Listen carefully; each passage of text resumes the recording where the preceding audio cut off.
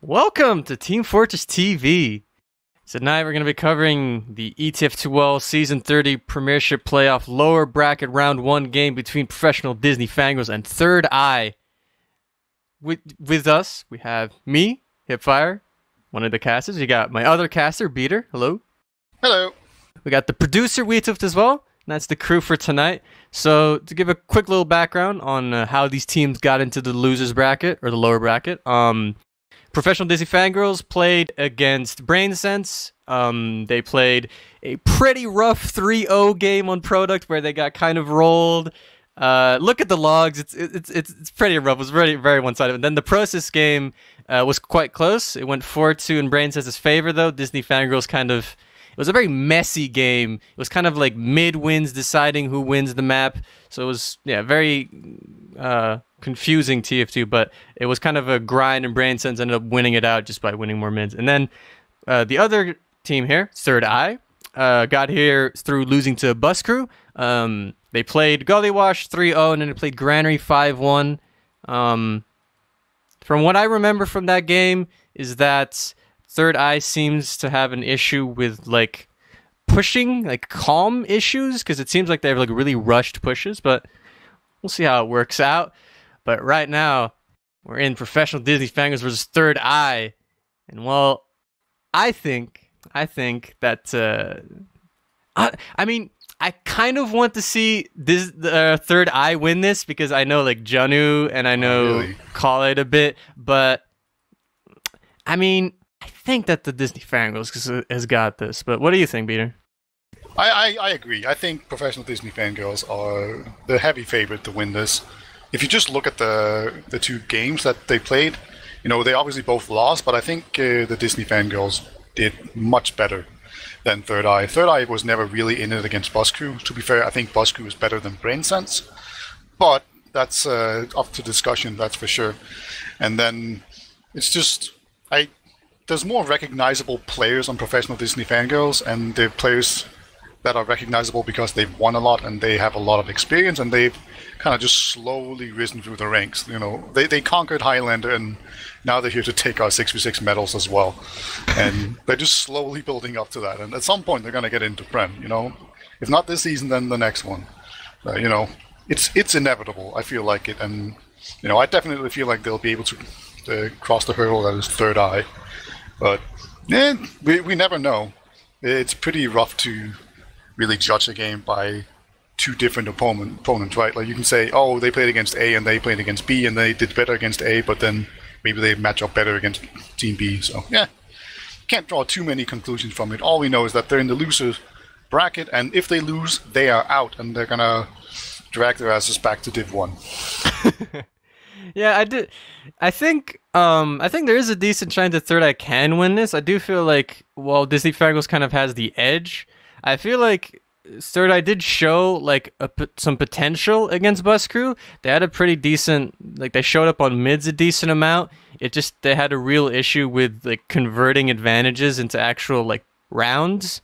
So if maybe they can figure out whatever was holding them back, perhaps I theorize it was maybe comms issues, but maybe it's other just not, organizational issues. Maybe they didn't have a map talk before, maybe, I don't know, who knows.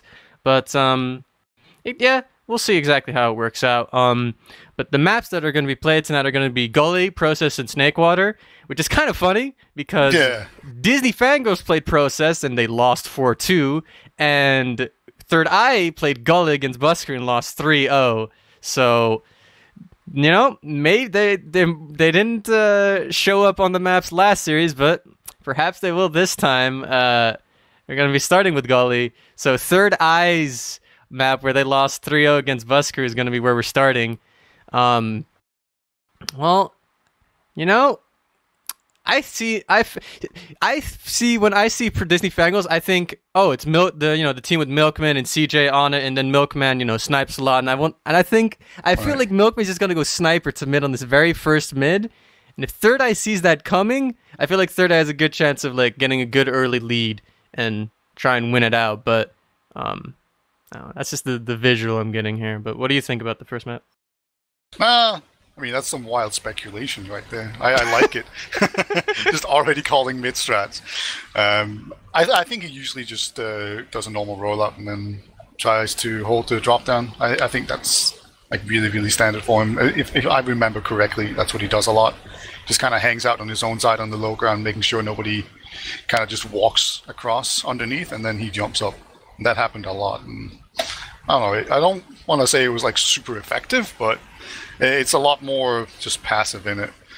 But actually, we should probably go through the rosters before we move any further.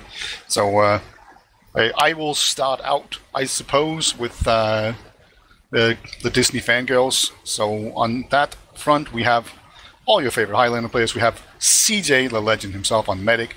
We have Joseph, aka Yak, on Demoman. Then we have Seal on Pocket, and then it says Toast on Romer. Is that really right? Yeah, that is right. Yeah, that is right. And then Wheeljack and the Milkman on Scouts, and the Milkman will often go Sniper, and Wheeljack will often go Spy, because that's kind of their Highlander main classes.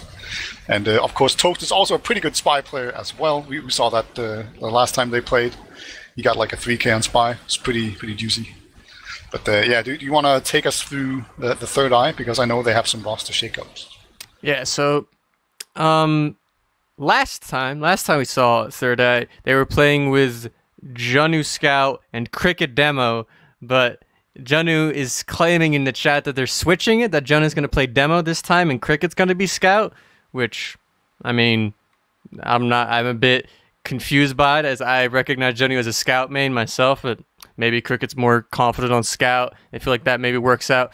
Who knows? But Khaled is definitely going to be playing Scout. We're going to have Calling and Amarok playing Soldiers, and then we have Drezzo on Medic. Yeah, and I think a lot of the Third Eye players are... I don't want to say I haven't seen them all. I've seen them all before, but they don't really strike me as high-level players. It's like the first time I see them in the context of a really organized team. I've just seen them around in like pickups and that kind of situations. So it's going to be really interesting to see how these guys really stack up once they are in an organized team. You know, I'm sure they've been in an organized team before. I just haven't seen them. So, you know, that's always exciting to see. And I didn't really watch the game yesterday. So that's going to be very exciting. But yeah, do you have any really good thoughts? It seems like you know this team a lot better than I do. Well, the person I know the most is I know Janu because I played on a LAN team with him at I-61 Team Ignis. Hell yeah! I don't know, the thing about this team is that I feel like this is like just a kind of a. When I saw it, I thought more of that this was a Div 1 project team, like Khaled's team. Like Third Eye didn't do that great last season. They got like mid-table in Div 1, and then they picked up players who I wouldn't really say are like direct upgrades from that lineup. So they're kind of just like trying new players and see if they can do well in these playoffs, get some experience going. I don't think they're really going into this expecting to go into Prem, but I mean, the players have a good basis in DM, so they can definitely, if they just keep it together, you know, they make sure everything goes well, their pushes are coherent, then it can work out. But we're going to be starting already. It's going to be the first minute of the first map of the series. Let's see. Already we can see that I was right. It was looking wrong. Toast is actually on Scout, and we have Milkman on Soldier, and that's what they usually play. I just forgot. So my bad on that one. But we are coming into this middle. There's already some pressure on the drop down from Coling, but he hasn't really jumped up yet. And Milkman's just going to go right across, and Seal has been taken down immediately. And here comes the Soldier in front behind Coling in, causing a lot of chaos, but nobody has really moved forward for Third Eye, so they're just still holding back, and now they're actually being just pushed out, I think. Yeah, they're just going to lose mid by default. Yeah, real missed opportunity from Third Eye. Colling's bomb was very good. It distracted basically every single professional Disney Fangirl player, and they just didn't really push off of it, and then it just stood in corners, and they were just forced out by the number advantage from the Highlander players. Gonna move into lobby. It's even Ubers. See Junu on Sniper just sniping from spawn, basically. Just waiting for a medic to wander in front of his crosshair. It's probably not gonna happen. CJ is pretty experienced. medic he's used to dealing with perma snipers, so he knows where those sniper sightlines are. But there's always just a question of how do they approach this, and looks like they're going to send in 2 soldiers to try and get a force out, but they will both meet their end. We'll see how they're doing that. Just stack the 2 soldiers in, put your combo in big door, and then try to maybe force a trade if the team goes into second. Third Eye is trying to make it through. Drezzo and Khaled, Amarok all moving on through top. They get onto the point relatively clean. Viljack trying to do a bit of a rat play through lower, loses his life. The trade now is initiated. Yak is going to get most of that Uber while Drezzo has to flash some of his players. Khaled's going to cap the point up, but Seal is above him, shooting off some rockets, canceling that cap. But now Third Eye trying to re-aggress back in. Amarok finds the frag onto Seal. The rest of Professional Disney Fangirls is left. Milkman does actually fall as well, and with 2 players add, Third Eye is going to be moving into the mid here. Oh, and crucially, they actually have a scout through already. Khaled is already in, so as long as he's in through this choke, that means that the floodgates are open and they're not going to be able to just completely shut down the choke, and that's a really big deal. And that's going to mean that they're all the Disney Fangirls. They just have to fall back out and hold this choke instead. And we actually see Milkman on Sniper now.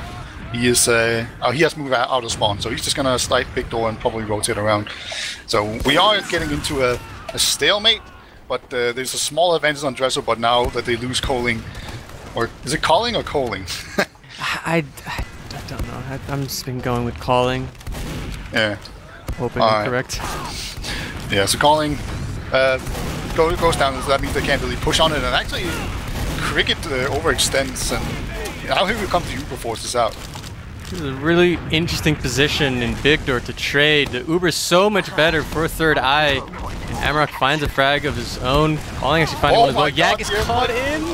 Ooh, this is not looking great. Professional Disney Fangirls is completely forced to get out. They have a scout and a sniper for DM classes. Milkman's not really going to be able to protect his medic that effectively. 6 players from Third Eye are going to be pushing into second here. Most of them coming through choke.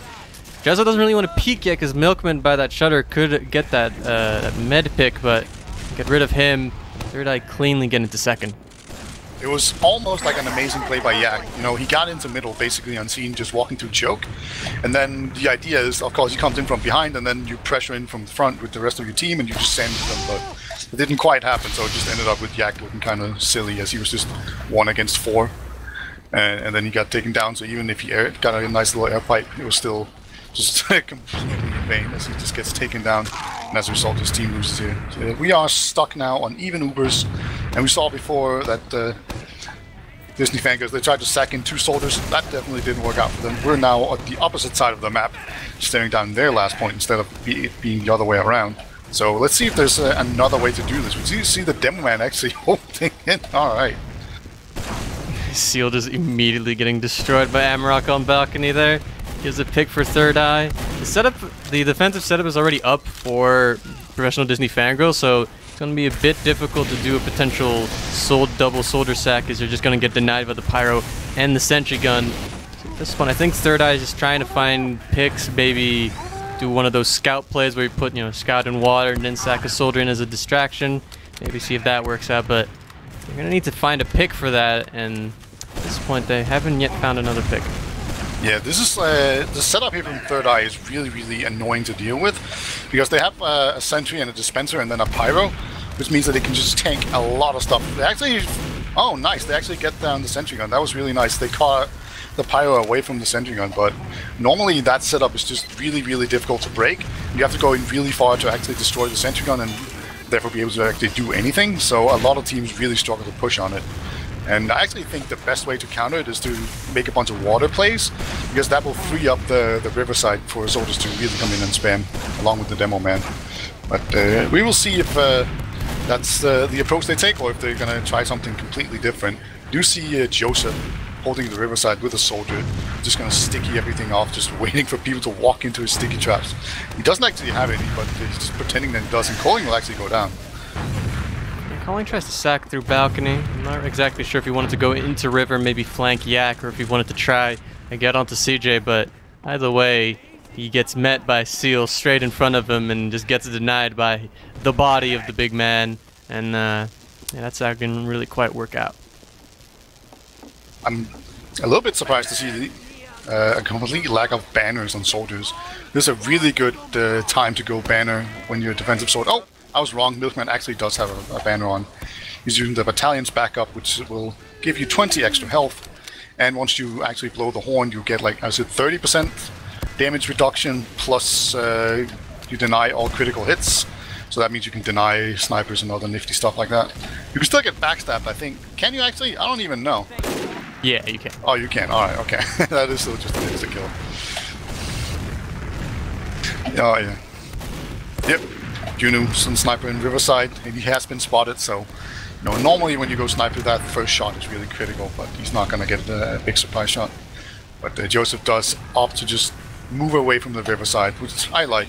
It's usually very easy to just pick off a demo man when he's holding Riverside, because you can send people through like the balcony, then jump in behind the demo man, and then just sandwich him. So it's really dangerous. And so Joseph actually goes down. That's a big overextension. They do lose Amarek for it, but trading a demo man for a soldier is definitely worth it. And now we even see some pressure onto the point.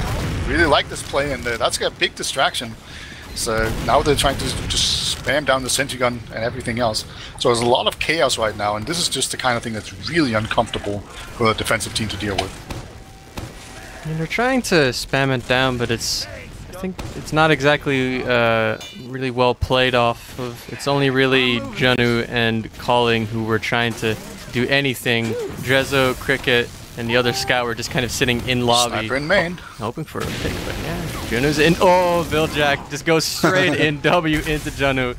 He can't do anything about it. And well, it's a bit unfortunate for him, but...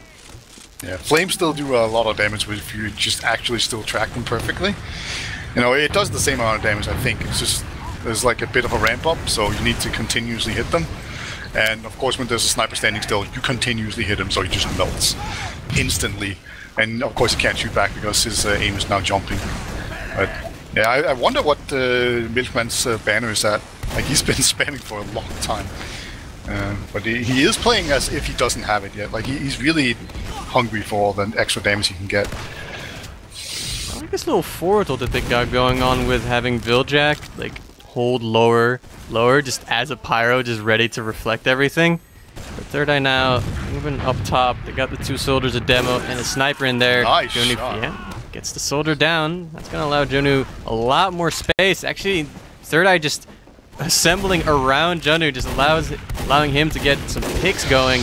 Tries to get the shot onto the sentry, maybe spam it down, but loses life to a yak pipe. Well, at this point, don't think the stalemate's going to be broken just yet. I feel like this is a bit reminiscent of the two matches I've watched before from the playoffs, as both times, like Granary and Gully both, or Granary and Process both started with a really long, like 15-minute round, like stalemate.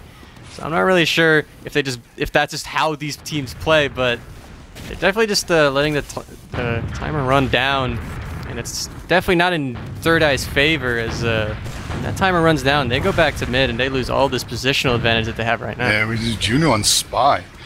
Yeah, also we should mention that the soldier that died was the Milkman, so that means that he had his banner reset. That's always sad, and he just gave up on it now. Now Juno's actually in a good position right now. He's tried. He does. Oh, he doesn't even know he can. That's like years ago. Well, you know, maybe he just hasn't played Spy for so long. But Viljack going down, that's a pick. That at least brings a bit of chaos. Actually, Milkman going down as well, so it's 2 players down. Third Eye may want to actually try to just aggress a little bit off of this to make space for the Spy play to come in, calling with some spam onto the sentry. Takes that demo now. That's decent. That's a good pick. I mean, the soldiers now picking in main, or have no pressure from any stickies. They actually just pop the Uber and now go in onto this sentry. Sentry going down, the trade coming in. Viljack is going to lead the trade here. Gets the Uber, way better Uber for professional Disney Fangirls, but Viljack can't really chase too far. That's just a little bit of a trade, but neither team really coming out the better. That Uber from professional Disney Fangirls delayed enough for the spawners to come in. It's back into a 6v6, but this time there's no sentry. It's now a Putis. And of course, you're stuck with a Spy, which didn't die, but they know there's a Spy around, so you know there's going to be a ton of Spy checking. You can just see people shooting rockets into every corner they can think of. Oh, and Juno just messes up there. He moves just a little bit too much, and he flashes, and it gets spotted. Rip him. Yeah, it's still basically even. Uber's Dresser has a slight advantage, but he's not going to know. And it's not going to be enough to push on even if he did. So now the question is just how do you approach it? There's only 2 minutes remaining. Like at some point, you know, you just push because, I don't know, why not? Like it's better to be pushing last than it is to be being in a mid-fight. Whereas the defending team, they're happy to just let the time run out when it's 0-0. You know, because they just get like a point for free. Yeah. If you're a player on Third Eye, definitely the plan is here to somehow get Toast's sentry down and then to just trade. Like there's not really any other options you really have. You could sack, but it's just gonna get more time off the clock. Milkman is actually just hitting headshots and actually buying some time for Professional Disney Fangirls, because them getting picks means that Third Eye has to wait for these spawn timers to come in. They have 2 picks. Professional Disney Fangirls can try to push out, but it's a minute. It's a bit risky to push out at this point. They're just going to be content with just sitting on last, waiting for that timer to run down. So now Third Eye need to try and set up the best situation for their inevitable trade in probably like about 30 seconds. They do have Jenu on a Pyro here, perhaps doing the little river Pyro strat where you reflect in and make space for everybody else to come out of river. But we'll see what's happening. They're assembling right now in lobby. Jenu trying to walk up river, can't really do it. He's just kind of peeking about. They're taking a little long. They need enough time to trade the Ubers to fade and then to go onto the point. They're just waiting. Time is running out. Like there's 40 seconds remaining, and you know if if time runs out, we just go back to another mid fight, and that's exactly what Disney Fangirls want. Like they are fine with getting 2 points for free. Oh, the space is in river. They're gonna be moving in. Jenu's gonna go into water. Is the choice for him, but with 20 seconds left, they're going to be trading through the shutter area. That is, but Cricket gets dropped in this trade. The scout, let's get the Uber. CJ pops. Jenu's on the point, doesn't get any cap time at all. The sentry does go down from rockets from calling, but there's no picks for the side of Third Eye. They lost 2 players. They lose their medic, and that's going to be it. The timer goes down, and it's going to be a tie. We're going to be going back to middle. It's 0-0. We basically, it's been 14 minutes, and we are back to the second mid of this map. And perhaps, they never even exchanged Ubers, did they? They technically did, yeah. But it wasn't really effective on the side of Third Eye. But we're going to be going into the next mid. It's still 0-0. It's all tied up. Let's see what's going on. Calling gonna go into drop down again, waiting for that long con. Actually, just gonna go straight into Cho. Get some good rockets on the Yak. No demo for Professional Disney Fangirls. Seal is in position to bomb onto the Third Eye combo as well, but he jumps and gets a rocket onto a scout, and that's it. Calling at the same time gets another pick. Seal on low ground with 50 HP, gets cleaned up, and this is a mid for Third Eye. 5 players up, 3 players for Professional Disney Fangirls. They're holding up top. Oh, this is very familiar looking.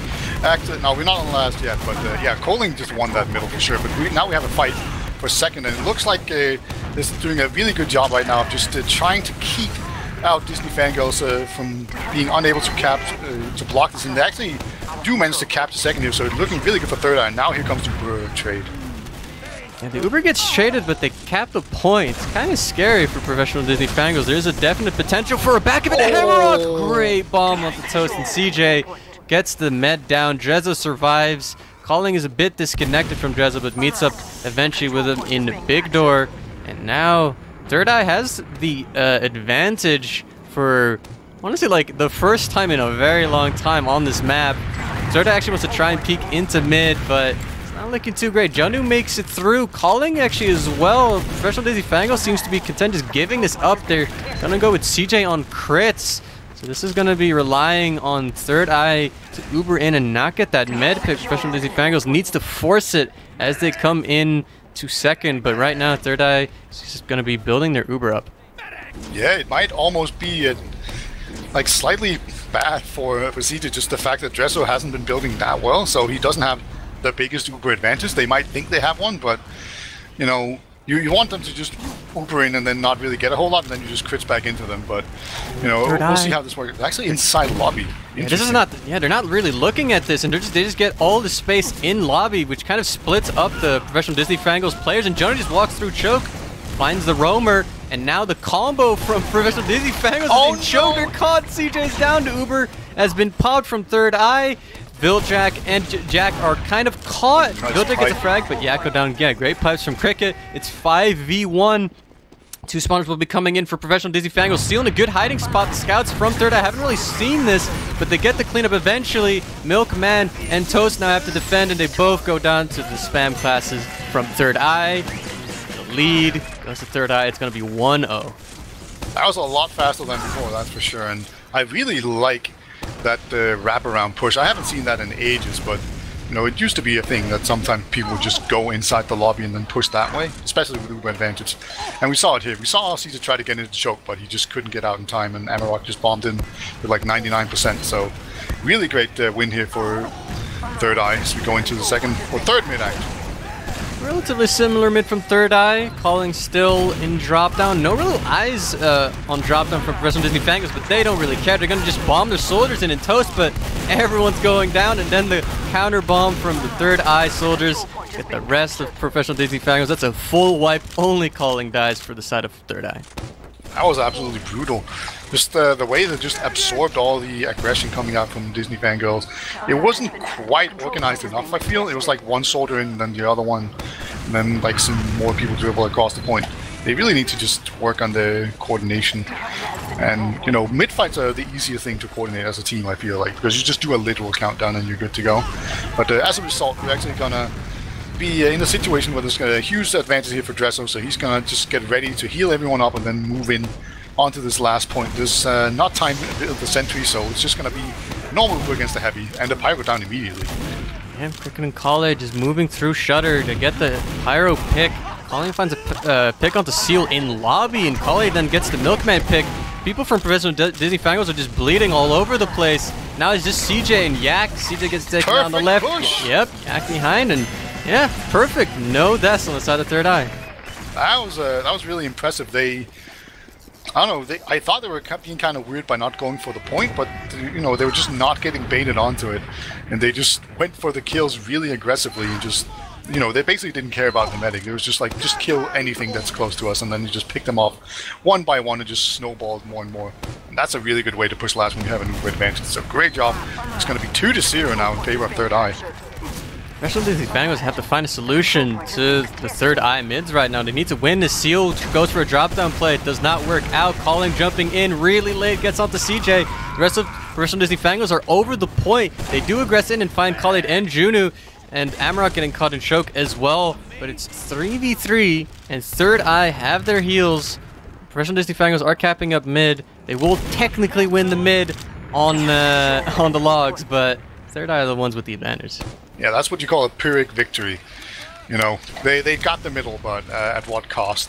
You know, it's gonna be a massive advantage for Dresso, and now once they get all the spawners, it's just gonna be a matter of being able to execute properly, because like there's no way they're not gonna push in, right? I mean, technically they're ahead 2-0, and there's 10 minutes remaining, so they could just park the bus at this point, but I don't think they're gonna let like a massive advantage like this go to waste. Not even gonna be full heals if they push fast enough. They are going to slow down a little bit, and actually CD is already on 75%, so they're really taking their time, and they might have been just too slow already, but they have made their way through the choke. There's a soldier above the choke. Oh, he has been spotted, so he's going to get taken down. Good spot there by Amarok, and so now that CJ actually has to, maybe there's going to be like an actual struggle. Currently both teams just having a stand-up, just spamming each other out. This is an extremely slow push, and the trade has now come in. Uber is being popped by both medics, and Professional Disney Fangirls is just, they're all walking back. They're all holding S, giving up mid. Third eye taking all of this space. They find Toast, they find Viljack. They're going to be pushing into second here. They're stacking mid right now just to deny the forward spawns. But Amarok already in, Calling trying to come through as well through choke. There's Janu as well. They're all in. The combo from Professional Disney Fangirls is on the ground, not in lobby. They're getting caught in the shutter. Milkman CJ down. Yak is dead as well. That is going to be a wipe. Toast is putting up a sentry on last, but it's going to be a very big advantage for third eye as they're moving into last. It's just so inconsistent right now for Disney Fangirls. You know, like they stay in and then they commit and then they don't, and then they back out and then they go in and then they try to go back out. You know, it's just very inconsistent in the way they make decisions as a team. And they really need to fix that if they want to win this, because you've got to have confidence, and that's usually how confidence manifests itself, by having just really strong decisive fights. But here we go, Uber advancing. It's actually going to be a pyro that takes up quite a lot of the Uber, but the pyro does go down. But look at that, they've actually completely stopped. Seal! Oh, what a flank! Oh, that was I was fearing for Third Eye in that Uber. I mean, they wanted to just walk through Shutter, and the first thing that happens is Khalid gets dropped. Like at the very start of the Uber, wasn't looking great, and then Seal getting behind, getting the combo down. Don't even have to talk about like how Toast and Milkman found their own picks as well. Just Seal finding the combo, sealed the deal. Ha, that was a good pun, but Professional Disney Fangirls are moving through mid. Calling is sitting by the window. Nobody really checking it, so he gets a rock on the CJ. Second CJ drops. The +2. Third Eye is not going to be moving, or at least attempting to move through choke, but good aggression from Professional Disney Fangirls at least lets them get mid. But now the advantage and the heal advantage up. Kale with the chase onto Jack, finds the initial frag. Jack will go for the cleanup, but picks for Third Eye are coming through right now, but they seem a bit fearful of these two soldiers in choke from Professional Disney Fangirls, just laying down the spam. Don't really want Drezza to just die to spam, but they're now in through choke on the point, and Professional Disney Fangirls is giving it up. Yeah, and at this point, I think they're pretty sad about Khalid going down. Because if he was alive, he could have just stood on the point, or at least one of the scouts could have capped, and then they could have kept on pushing. But as it is right now, they're going to have to just cap off the point and then move on. So it was kind of a bad move by Khalid to go in there and die before the Uber advantage push comes in, but looks like they're not going to get punished too severely. They're currently not capping out the point, and they actually lost 2, so that means that they absolutely cannot just cap it. And now it's actually a full wraparound back cap. Wow. Yep, this is not too good, and they can't really stack second. Mid and second cap just as fast on Gully, so this back cap is working out perfectly for Professional Disney Fangirls. And Uber gets popped by Drezzo, trying to just chase through choke to get any frags onto the combo from Professional Disney Fangirls. Can't really. Does save Drezzo from a bombing seal, but will eventually lose his life for that as well. And Professional Disney Fangirls have all the advantage in the world. They're going to be waiting for the spawners, but they're going to be moving in soon. Yeah, it's a lot of cap time, and that was just a really nice example of just literally running circles around your opponent and getting the back cap. So really well played there. A nice tactical move coming out from the Disney Fangirls. And they're now just going to move into a lot of... Oh, CJ popped very early. That was a bit of a pussy pop. There was like some spam going on to him, but that was very early. That's a momentum move if I ever saw one. And they're actually just going to run a scout onto Cricket. So Cricket goes down. Now there's no sneakies on the point, and that's going to be enough. Everyone else was just stuck in spawn, and that's going to make it 2-1. And this is still a game.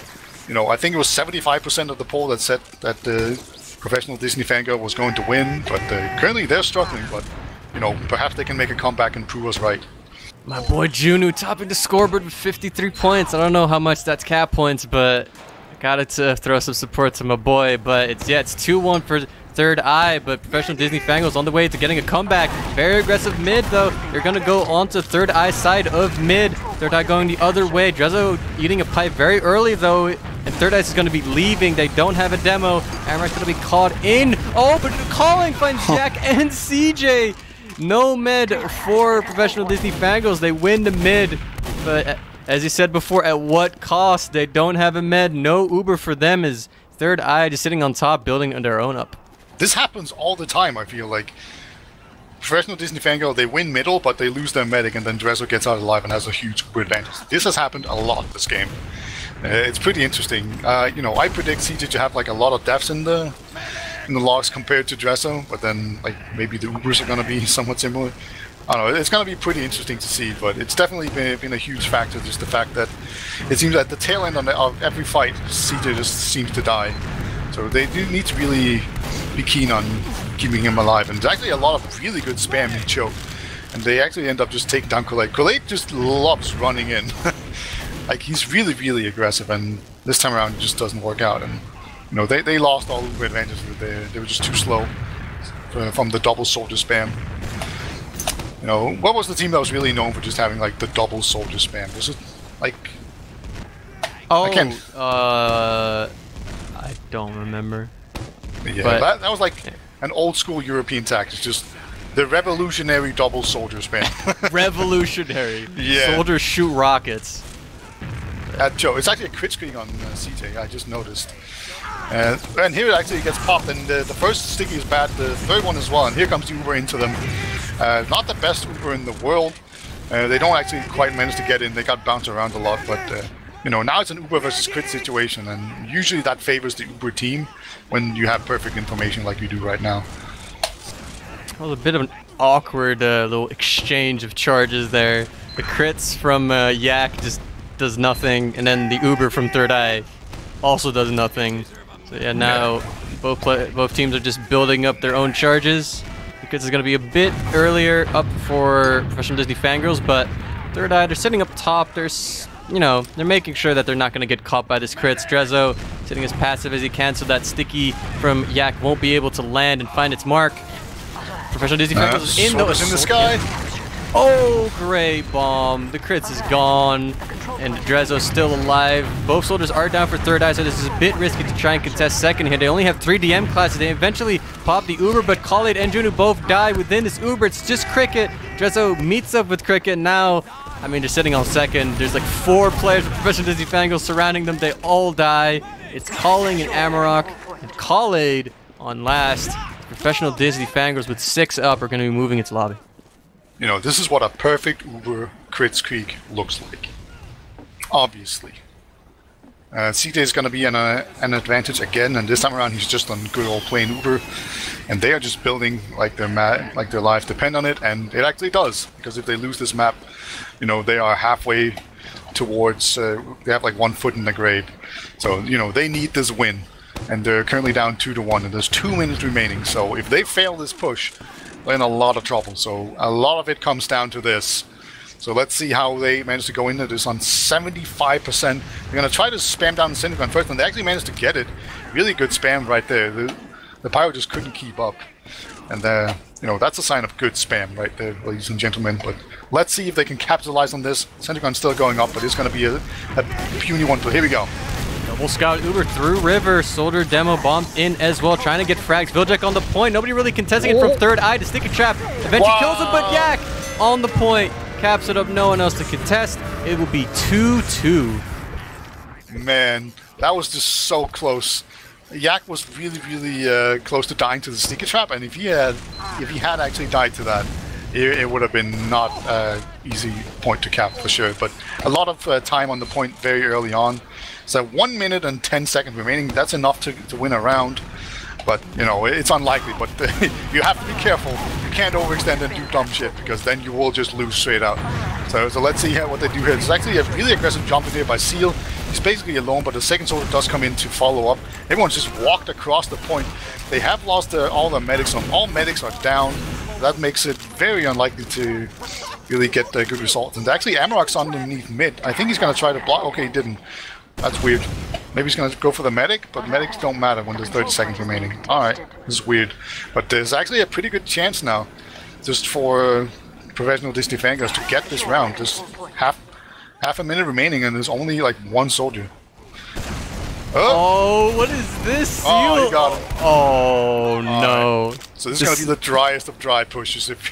No medic, no heals. I feel so bad. Let's see how this push happens. 10 seconds left. Milkman's in first, goes down. Toast goes in, goes down as well. Viljack tries to bait the point. Seal goes in from main is heavy. Goes down to an error from Drezzo. This is over. It's 2-2. It's going to Golden Cap. First map. Let's go. But it's so sad for CJ to die on mid there, because it's CJ, Viljack, and Seal, and Viljack's on Scout, but Seal spawned on heavy, and he walks through with his fists out, and he just suddenly sees a soldier like next to him, and if he had his like minigun out, he would have destroyed, but yeah, unfortunate times. Yeah, it's really appropriate that ended in a stalemate, because we spent a lot of time in a stalemate there, just on last point. Definitely saw a lack of creativity on the side of Third Eye. They just didn't really have a whole lot of tricks up in their bag. You know, perhaps you need a couple of seasons in Prem to just really get a deep arsenal to throw at your opponent. I don't know. But or maybe Professional Disney Fangirls are just really good at defending with Highlander classes. I don't know. That's a theory at least. But yeah, let's see if we can look at some logs. Well, the thing that stands out for me, right, and you pointed this out during the game as well, is CJ's 11 deaths. And something that the big thing that was made the Brain Sense Disney Fangirls process game so messy was because at the end of every fight, both medics were just dead for some reason. Like, both meds would just always die. I'm unsure if it's CJ's fault or if his combo isn't properly protecting him, but professional Disney Fangirls needs to keep CJ alive more, because this needs to stop happening where they win a mid or they win a messy fight and they're just walking around and an Amrock or Calling is still around. Nobody knows that they're there and they jump in and they get the free kill. Yeah, like 4 to 11 is the differences between the amount of deaths. That's crazy. Like, that's nuts. That's a huge disparity, and it's still a 2-2 game. You know, so if they can just fix that, I don't know, minor issue of their medic totally dying all the time, you know, they're going to be in a really good spot. But you know, that's gonna start with the mid fight. I mean, look at the mid wins. They won 4 out of 6 mids, and your med dies 7 times more. Like, how does that even happen? Like, Drezzo basically died on the mids, and that's it. I feel like they lost the middle because they lost their medic, and then when they won middle, they still lost their medic, so it adds up, I suppose. Yeah, like the Ubers are pretty even. There's only 2 less Ubers coming out from CJ, so that's pretty interesting. You know, it's 12 on Drezzo and 10 on CJ plus a drop.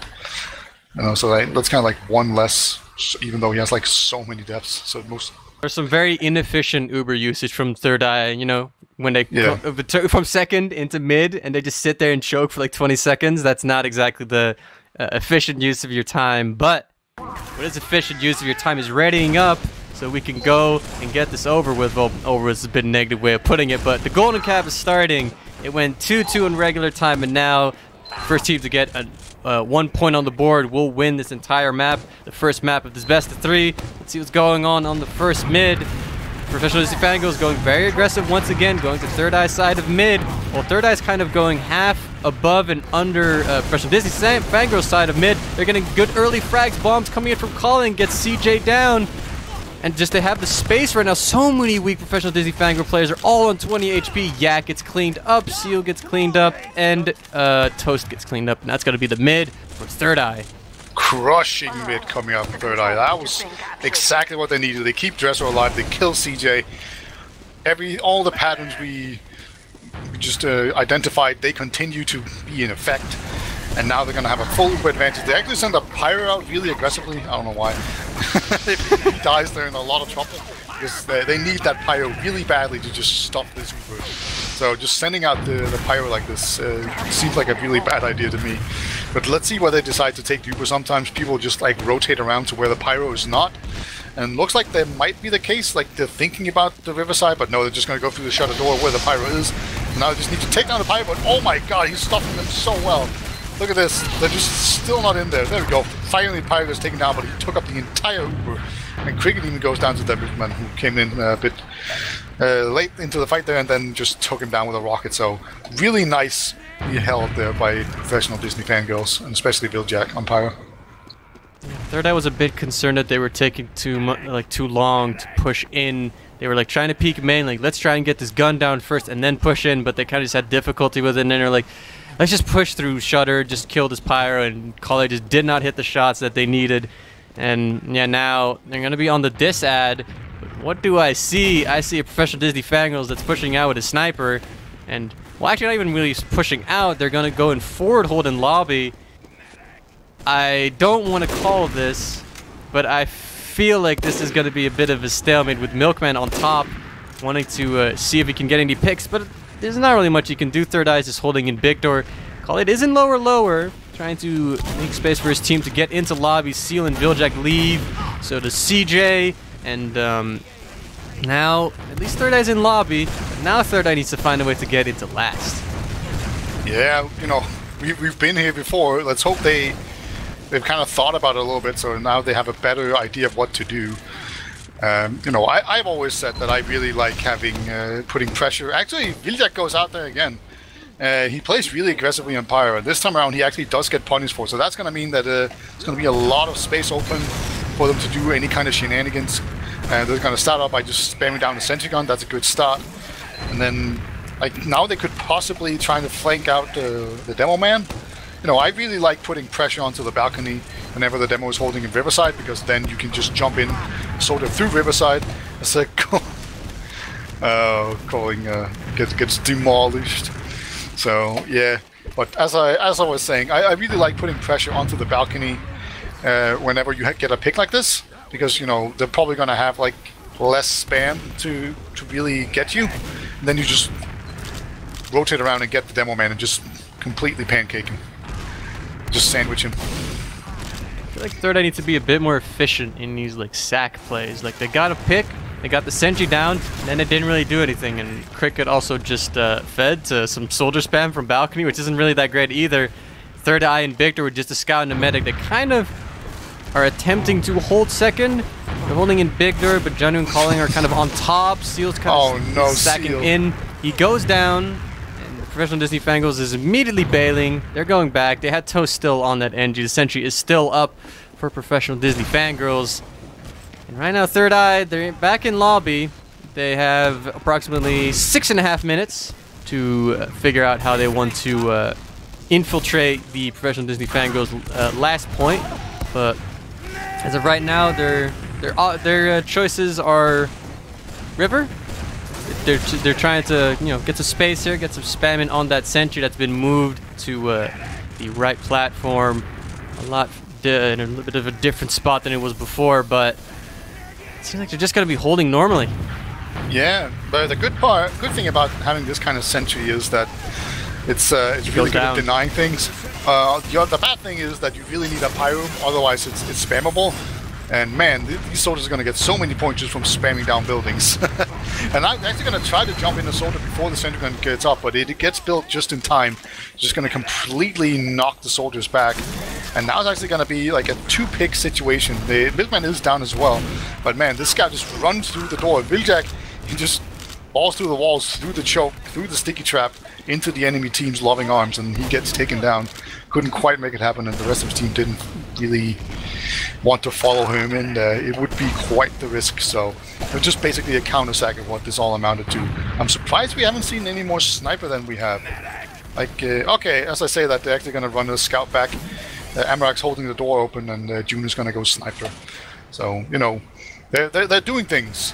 They're trying to rack their brains to figure out ways to do this, but you know, the unfortunate thing for us right now, HiipFire, is that there's no time limit to save us. You know, it used to be that there was a 10-minute time limit or something to that extent, so that means that whenever time ran out, whoever controlled mid would win. Yeah. Now it just resets. And actually, the question would be, oh, there's a scout on the medic, does not quite get him. But, you know, if the round resets, never mind, I'll go on to it later, but there's just going to be a scout in. He's in real deep, and the Synagogue does get taken down by Cricket. So it's they've all retreated out. They've lost Zero, and they had got a single pick in Billjack, who's about to respawn though. So they do exchange the Uber. So now the question is, now what? Where do you go from here? And it looks like the answer is they're going to go and put some pressure onto the water. I really like this. This is a good way to just spread out a team. However, they are losing players, but now it sort of comes in from behind. Take down CJ Calling. It comes in perfect timing. And that was just because everyone was just so focused on looking at the water. Seal almost goes down as well. Cricket could be a hero, and here he comes to scout as well. This is a 2-on-2 situation, but the Pyro is getting a lot of damage done. And oh my god, scout on point, scout on point. Oh, Cricket's still here. Cricket's still here. It's first 29. Oh, there it is! That's gonna be it. Golden Cap won by Third Eye in the messiest of fights, but they did it.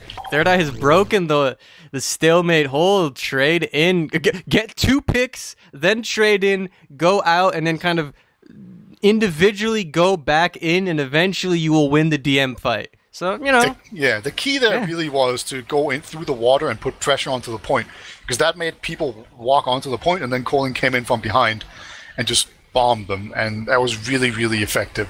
And that's when the medic went down, so that means all the heals goes out of the fight, and now it's really messy. And then you can put pressure on the point, and they have to walk in there and block it, and so now you can kind of control their movement to some degree. So, Like, that's how you do these kind of last pushes, in my opinion. You just put pressure on the point and play the water and make them just look everywhere. And then once it gets chaotic enough, at some point, you're probably going to have a guy standing on the point that's going to really just decide the fight. So I really like that last push. Even like as messy as it was, I think that's by design. Well, I think the only issue really that there was in that push was that when they went through water, Collier had to fight, I think, Toast on the point, and he beefed really hard on Toast on the point. But outside of him kind of beefing really hard at the start of that push, like the distraction was enough. So, I mean, it's good. I mean, they eventually took the initiative to try and make a creative trade, and then making space, and it worked out. And I feel like Third Eye is at least showing some improvement from the series they played before against Busker. It seems like they're at least a bit more decisive. They have a bit, like, there's a lot less last minute pushes. There's no real, like, there doesn't seem to be, not rushing as much, but now they're being a bit more indecisive, but it ends up slightly better than before. I think is how this is going, but yeah, you want to have an upwards curve, I suppose. So you got to start, you got to start somewhere. Go from one extreme to the other extreme. Yeah, usually, I guess we have a log. I don't know. It's not. Let's just look at the regular time one again. Just put it up there just for the stats. I think we've said most of what we wanted to say about the regular game. Like, yeah, like I want to see PvP kills. That's the most fun stat. Those are always fun. Like, look at that Amarok just shitting all over Seal, dominating performance. I mean, that's a pocket destroying aroma, but still, these are fun. And then Milkman just destroying Coling as well, 4-0. So we have two soldiers just dominating each other in pair. Amarok probably dominating Seal a little bit more than the other way around, but then Amarok also dominating Milkman, so he's dominating both soldiers. And then we have some scouts killing people as well. Sure. Give us some golden cap logs. Why not? While we're at it. I see the big numbers. Like, would you say there was any difference between the golden cap and the regular game, or do you think it was just an extension of the actual game? Yeah, I think it's probably just an extension of the game. Like, I feel like if, instead of, the map ending at regular time, and then, like, basically just getting another mid, like, it really just felt like that. Like, it felt like we just were back at the start of the game, and we got a mid, and then we had the stalemate that we had before, but this time, they managed to find the picks that they needed, and they traded and, pulled off the push that they couldn't do before, so... Yeah, I agree. It wasn't really one of those, like, messy golden caps where, like, it just, I'm failing to figure out words, so I'm going to completely abandon this thought. Yeah, the golden cap played out exactly like the rest of the game, basically. Yes. But, one thing you mentioned before the game started was the Milkman going sniper to mid. And we didn't see him play sniper hardly at all, like outside of last. So, do you think that maybe that's something they're going to pull out the hat here on Process? Because Process is probably the best map in the entire pool to go sniper to mid on. Because you just body shot soldiers on the crates. He definitely did it a couple times on the last time, where he pretty much helped secure the mid, because he just if it's a really spammy mid, like both teams aren't really initiating a lot and there's spammer being exchanged, then if the sniper gets through choke and nobody really spots him, then he just gets a body shot in and gets a free kill, which he succeeded at quite well yesterday. It definitely helped Professional Disney Fangirls win some mids. After that, they had issues with keeping CJ alive, which ended up making them lose the game. But I definitely expect to see some Milkman sniping. Yeah, what I really want to see is actually one thing is obviously the Milkman sniper, but then barring that, I really want to see just some scouts really just packing around their medic, just trying to deny everything going on to the medic, like especially late in the fight. I think just like coalescing and condensing onto your medic is going to be a really strong move for professional Disney Fangirls, because they've had this issue where they have a good fight and then they all overextend out into different branches and then they get picked off individually and things crumble and fall apart. Or at best case they win the fight but they lose a bunch of players in the process. So I think they just need to execute their initial plan and then they need to come back and kind of join back up again and just make sure that they protect each other and play together as a team, just get that blob going. So, that's an adjustment I would definitely try to make, because, there's going to be like roamers and scouts that really like going behind. And, that's something you can just identify as a pattern and as a way that the enemy likes to play. And now it's your time to just abuse it. Yeah, it's definitely, from the other times that I've watched, these like CJ, the professional Disney Fangirls like core play at like lands and like or like previous Prem qualifiers or in their like higher Div 1 season, it always seems to be a bit of a theme that they're kind of struggling to deal with when it gets really messy. But we'll see how they'll be able to adjust for it on the second map. This is professional Disney Fangirls' map pick.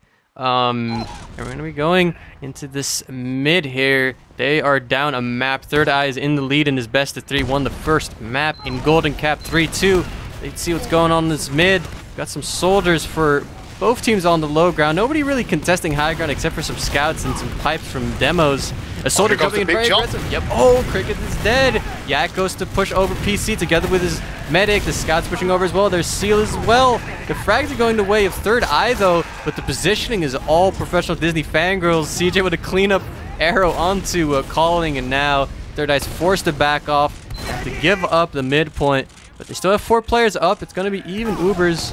So this might be a bit of a stalemate. Yak really wants to peek choke. It's so risky, so risky. The arrows from CJ completely saving his demo there. Seal trying to maybe help out from sewers, but it's not working out.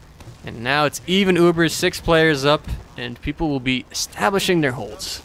And I can say with joy that they did basically exactly what I wanted them to do, where they execute the middle and then they just all gathered around the medic and had really good positioning. Because they were actually a man down for a while, but just the positioning and the way they kept it together and supported each other just made it so that they had superior positioning and forced out the enemy team. But then they almost threw it away by just having a sort of solo in, and actually, wow, Seal actually gets the pick there. He was trying to go for the medic, I think, but got denied by an air pipe. Then just changed target onto the demo man and actually trades. And that's going to mean that everyone's just going to walk through the choke. But man, Joseph is very, very weak. And it looks like they are just going to back out here. And there's even a fight going on between Milkman and Coling in the flank, and Coling will win that one. Now there's a Soda in very deep, and everything's just going absolutely horrible right now for Professional Disney Fangirls. They need to get out of here. I think Cedar needs to grab a cab and get out. He's not getting out there. They want to fight, so now they're going to just play the respawn game. And they are actually retreating as well, so I'm not quite sure. I mean, if they can bait people into their respawners, that's going to be a really good idea, but it looks like that's not going to be the case. But they are just going to come through the choke themselves, and they are splitting pretty evenly so far, but the positioning is not great, but they are onto the medic. Point's going to get capped, though. No, it gets blocked just in time. It looks like they are actually able to cap, just catch them all out. So, that really worked out. They stayed in, they milked the Uber, and then they just retreated and lured them into the respawners. Yeah, Third Eye kind of seemed to have thought that when the trade ended, when the Ubers faded, that they could just cap mid and just stand on the point, but Professional Disney Fangirls just jumped over the rocket, just capped it up. And yeah, they get second, they go all the way into last, they play the point, and Third Eye can't reach it in time. CJ even getting a Saw kill, and that'll be a quick first round for Professional Disney Fangirls. Yeah, this is the first time they're ahead, so they're going to be happy about themselves here. They need to win 2 maps here to make it onto the next round. Otherwise, they're going to be relegated to Div 1. And who wants to be in Div 1, There's no money in Div 1. Yeah. But anyway, we're on to another mid here, and it looks like both teams are just kind of waiting it out. And Coling is getting into position. Both soldiers on the left side here. Their team, and here comes the soldiers in for basically both teams, and Cedar gets completely left alone. Maybe this is why he keeps dying. There's no support there at all, but the rest of his team has actually followed up here. So this is a very familiar pattern, I think. Uno actually goes down, it's a big deal. Do some spam and choke, but yeah, look at this situation. Completely what we're used to seeing. Yeah, once again, yeah, Third Eye lose the mid. They have the Uber, and Professional Disney Fangirls are going on crits. It's exactly like last map. And right now, yeah, Third Eye just sitting in rollout. They're kind of sitting really passive, while Professional Disney Fangirls is just holding mid very passive. Third Eye now is taking their space. They have the Uber, Drezzo just buffing his players up, waiting for the imminent push through the choke point here as Khalid leads. Amrock jumps through as well. Cricket and Drezzo will follow afterwards. Plays for Professional Disney Fangirls on the high ground. They're staying in very long, and Milkman pays for it with his life. The rest of the Professional Disney Fangirls will have to leave through PC and through choke, but the Third Eye players are so keen to push, and they're going to keep going onto a scouting Cricket, trying to get some frags right now, but they failed to get the frag onto Viljak. They sent Khalid into one. Cricket while the CJ Yak. Big frags on both sides, but it seems like this is going to be a win for Professional Disney Fangirls. It seems if the scouts from Third Eye can't do the cleanup right now, they're capping, they're baiting the soldier onto the point. Jonu in a 1v1 against Milkman, and Khalid in a 1v1 against Seal wins that. Jonu gets the kill onto Milkman. It's now Viljak against Jonu. Jonu is going to be backing off, and after all of that, I would say that Third Eye kind of wins out. They still get mid, so they did definitely move on up. Professional Disney Fangirls trying to move through choke, but Third Eye with their spawners are on mid, and yeah, Third Eye keeps their hold on mid. Yep, and Ubers are completely even. We do have a sniper on the Milkman, and this is again one of the better points to snipe on. Just you can basically play sniper on the entire map process. So, you know, just having a sniper there. There we go. Amarok did not know. He was standing completely still. He was probably checking his like Twitter or something. He was just not looking at all. So that's a nice first pick. That was the surprise factor going in. He even gets the scout as well. So nice work coming out of him there. Well, Professional Disney Fangirls all the way over mid. Cricket's in choke with 10 HP going down.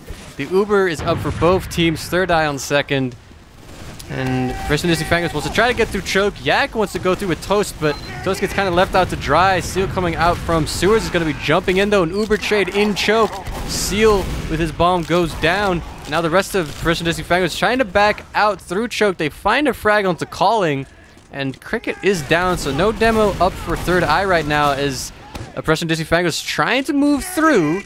Amarok gets a frag onto Toast. It may be able to trade with Viljak, barely goes down. Professional Disney Fangirls with their 5 players on mid. It's a bit of an awkward situation with the sniper and all, but it seems, actually it doesn't seem, it is going to be the case that they're going to be holding mid. Yeah, it's just gonna calm down. CJ does have the Uber advantage, so they can do some sort of dot push. Usually, when people do that kind of strategy, they go through PC, because then you're pretty close to them. But you know, you have to basically pop through because it's very easy to spam. And of course, when you have a sniper, you're pretty inclined to just play it slow. So I have a feeling they're not going to do it. What they can do right now is that they can play over on the sewer side, and they can just get a lot of space. And you can see, like the midman, he's just getting so much space and so many good views, good looks here. And you know, you can just really play around this and try and make it work. But the Toast goes down there, so that's probably going to mean a general retreat, so that you don't get overwhelmed. You know, you can still hold choke without a scout. It's going to be just fine. And maybe even Toast is going to go spy or something. Actually, a scout in here. Oh my god, CJ actually pops. That was a bit of a pussy pop as well. The scout was pretty far away, and CJ popped him like 70 HP. The Demoman tries to jump in, but look how...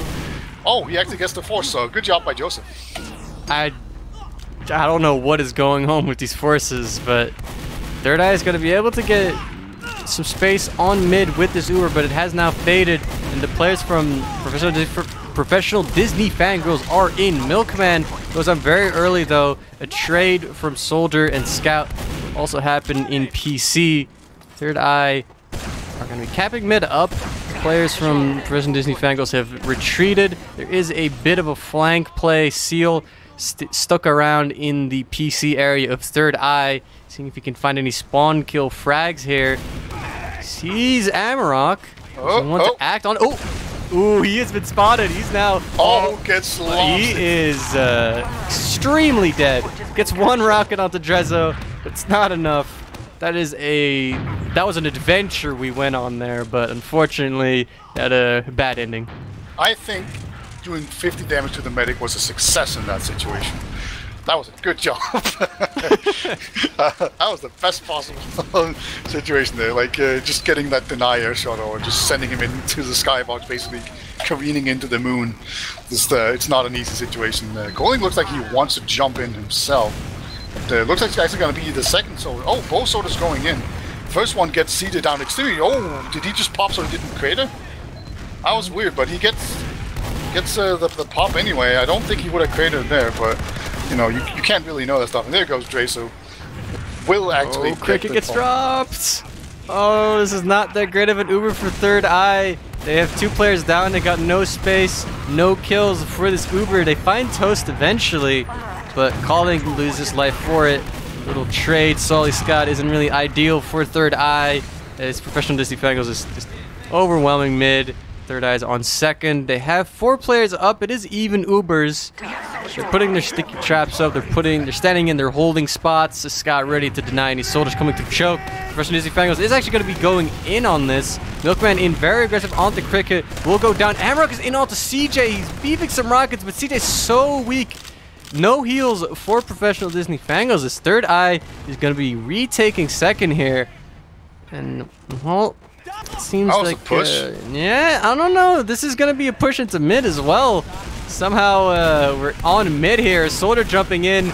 He decides to go back. Calling in PC, trying to see if he can make it through. Can't really, but Toast going down to Cricket. And then the collapse from Third Eye coming in all the way into the choke of the blue team. CJ pops his Uber, Drezzo as well, but Drezzo pops it later. CJ goes down to Calling, then everyone else is getting collapsed upon. People trying to sack onto Drezzo are unsuccessful. It's just sealed 20 HP. Third Eye, get mid. They're moving into second. Really good job. Toast is just playing brave here. I'm not sure what he thinks he's going to achieve against an entire team. He does delay the soldier a little bit, I suppose, but yeah, at the end of the day, he's just going to go back to left and probably go engineer. Yeah, there we go. Going to try to build up the sentry gun as much as he can, and there is an Uber advantage on Drezzo. So they need to just build this Uber as fast as they humanly can. That means no arrows, just continually healing a scout that's hurting himself with the Boston Basher, and then just getting their way in there. You see, just the defensive sniper is normal. He's actually pretty far forward, so there's a chance he can get Drezzo as he moves forward. And I'm actually getting kind of nervous. They're not really making any headway. Usually with these kind of Uber situations, when you have an Uber advantage, you need to kind of go forward so you're in a forward position once you get the Uber, and then you need to pop into them. Currently, they haven't really gotten any position, and like only now just beginning to move, and that could actually just be too late. See, now they're making headway. There we go. Finally, the Uber comes out, but they're just so far away from the enemy team because they didn't gain any ground before they popped. Oh my God! Toast just drops Krieger. Was that a sniper? I think that was the body shot that really helped out with the drop there onto the soldier, but that didn't work out at all. They just got 0 positioning before that push. Yeah, extreme indecisiveness from Third Eye, just biting him in the ass once again. Some weird hide plays from soldiers are actually going to give them the number advantage, but Professional Disney Fangirls still have the Uber. You're going to actually sit on last here. I like to not push out. Third Eye gets to at least stay on second for now. People waiting on their spawners coming in. Seal Milkman 1, 2, 0. They get a spawn in. I'm bad at counting, by the way. I said 1, 2 instead of 2, 1, but it's fine. Yak goes down to a sticky trap from Cricket. And now, this is a bit awkward. A demo down, which gives Third Eye the space to go into far right here. A sniper gets a headshot onto Amarok, but a scout is in on right side. A level 1 sentry won't really do much to deny players. Oh, but the snipe from Viljack onto Drezzo. The med is down. It's full ad for Professional Disney Fangirls. Calling, hiding in lobby, trying to maybe get onto CJ. Will not succeed. And that'll be a push out for Professional Disney Fangirls. Yeah, that push, even before the medic got dropped, was just awful because they tried to cram like 5 players through this tiny, tiny doorway on the far right. That's definitely not the way to do it. Yunus on sniper, he's in spawn actually, so he's just waiting for the med to walk through. He's actually timing it perfectly, but he misses the shot. Oh, never mind, he gets the second one. Alright, the caster's curse is real. Thank God for for Juno, I guess.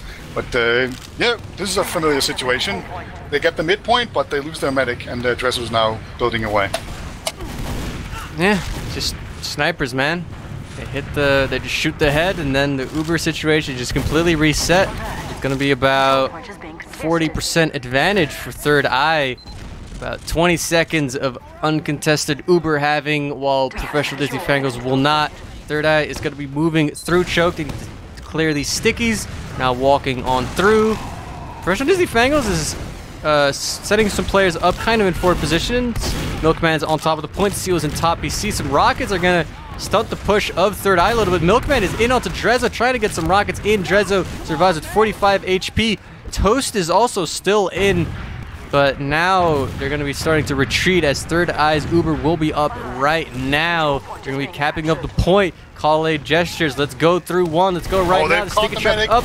Oh, yeah, it is. Oh, they get CJ. Oh, but Kale does get dropped eventually, but they do get that med. Toast is going to come out from the right spawner on heavy. All the players from Third Eye are on left side. They need to get some more positioning to try and win this. They're going to go through top. Milkman and Yak are there to meet them. And Third Eye is really hesitant to push over to get the spam onto Toast. Toast will survive on 18 HP. One rocket will kill him, but nobody's shooting me. Eventually goes down. Oh my god. Calling dies. Milkman going down. So much chaos. It's just Cricket and Drezzo on last against Yak and CJ. But Yak is so weak, and there comes Calling. There's a spawner coming in, and eventually he will be the one to clean it all up. It'll be 1-1. Yeah, these really... let's just call them messy. That's probably putting it kindly, but these messy pushes are working out. But yeah, that was a really weird push in there. Just kind of being stuck on their own side, not really being able to get into the enemy team. They managed to just barely get in time before respawners came in, but that was very, very close. And I don't think that was messy by design, as unlike on Gullywash. There we go. Another middle, 1-1. Everything's on the line. Let's see how these teams play it out. Calling jumping in onto the PC of Third Eye. Amarak in as well. Very deep bombs. They're pretty successful as they get CJ. Calling not really having too much fun, but Amarak gets the med pick. But it's just Kale, Cricket, and Drezzo left. The Soldier's getting cleaned up. It's not looking too great right now. Just 2 DM class for... Oh, what great pipes from Yak. One onto Drezzo, one onto Cricket. Kale gets cleaned up as well. It's going to be a mid-win for Professional Disney Fangirls. So Drezzo, for once, didn't get out alive. That's a first, almost. It seems like he just survives every single middle while CJ dies. But this time around it's actually going to be CJ that survives. This would be a very good time to go crit streak, but it looks like he's not going to do it. And they did, of course, also go sniper on that middle. We were talking about it a little bit, and it worked out this time around because there was just a soldier just suiciding in onto the sniper. Completely alone, and he just got taken down without much issue. And the rest of the team was just able to move forward. Pretty uncontested. And they just really clean up well. And then, of course... The nice little plumber pipes to just end it up. So, gonna be Milkman on Sniper, see if he can make some magic happen, maybe click some heads, stuff like that. Let's see if they're gonna rotate around. There we go, he found a head. Yeah, he's gonna get a very far peek onto Drezzo. He misses it, but now Third Eye is really scared of this Milkman Sniper. Nobody even willing to really face him, but the Ubers are not yet up, and the players are just playing the point from Professional Disney Fangirls. So much time on the point. Third Eye is getting baited onto it. There's only 3 players left against 5 for Professional Disney Fangirls. It's not looking great. The Scout gets piped. Villajag's on the point. It'll be 2-1 for Professional Disney Fangirls. That snipe onto the demo man was really, really crucial because once that goes down, you can begin to play the point. Otherwise, like Kriger's just gonna completely deny the point with the stickies. But yeah, that was a big turnaround right there, and just getting those like it all started with the soldier pick, and then he just kept on playing it. And then it's actually, he's off the sniper now, so they're mind gaming this a little bit. You know, the obvious thing to do would just be continue to have a sniper who's doing well, but they're actually just gonna have double soldier again. So let's see how this works out for them. So far, it's working out pretty well, even though they get the first pick onto them, and they're actually just getting completely crushed. Somehow, Bitman is just not doing anything, even though he's had this great positioning. Oh, Toast is in. Oh. He's looking at left. Oh, and it's a demo. Oh, right. That's such a shame. This is a bit of Professional Disney Fangirls type antics here from Third Eye. Nobody protecting the Met properly. Everyone's just like, all right, let's cap the point. We won, not knowing that Toast is still in. They do get mid, and Khalid is trying to cap up second, but the spawners for Professional Disney Fangirls are going to force him away. It's going to be even Ubers, but of course, Professional Disney Fangirls are up around, so they're going to be the one to have the advantage in the stalemate. Yeah, that was obviously really used by Toast, and it's going to be a really aggressive push in here from Professional Disney Fangirls, but they're going to find a sniper and just lose a ton of players, just going really deep and find nothing but meat shots to greet them. Now they're out on to last, so even though Toast did some heroics, they're still in a lot of trouble. You know, because Toast not only did he take down the medic, which will save them from being pushed on last and losing, he also took down the demo man, which ensured that they could hold second as well. But all of that is for naught now, as we see Third Eye just setting up here to do like some kind of push into lobby, I assume, to just set up the sniper to rotate him around. And he is there just slowly peeking in, trying to find some juicy heads to click, and he's very weak.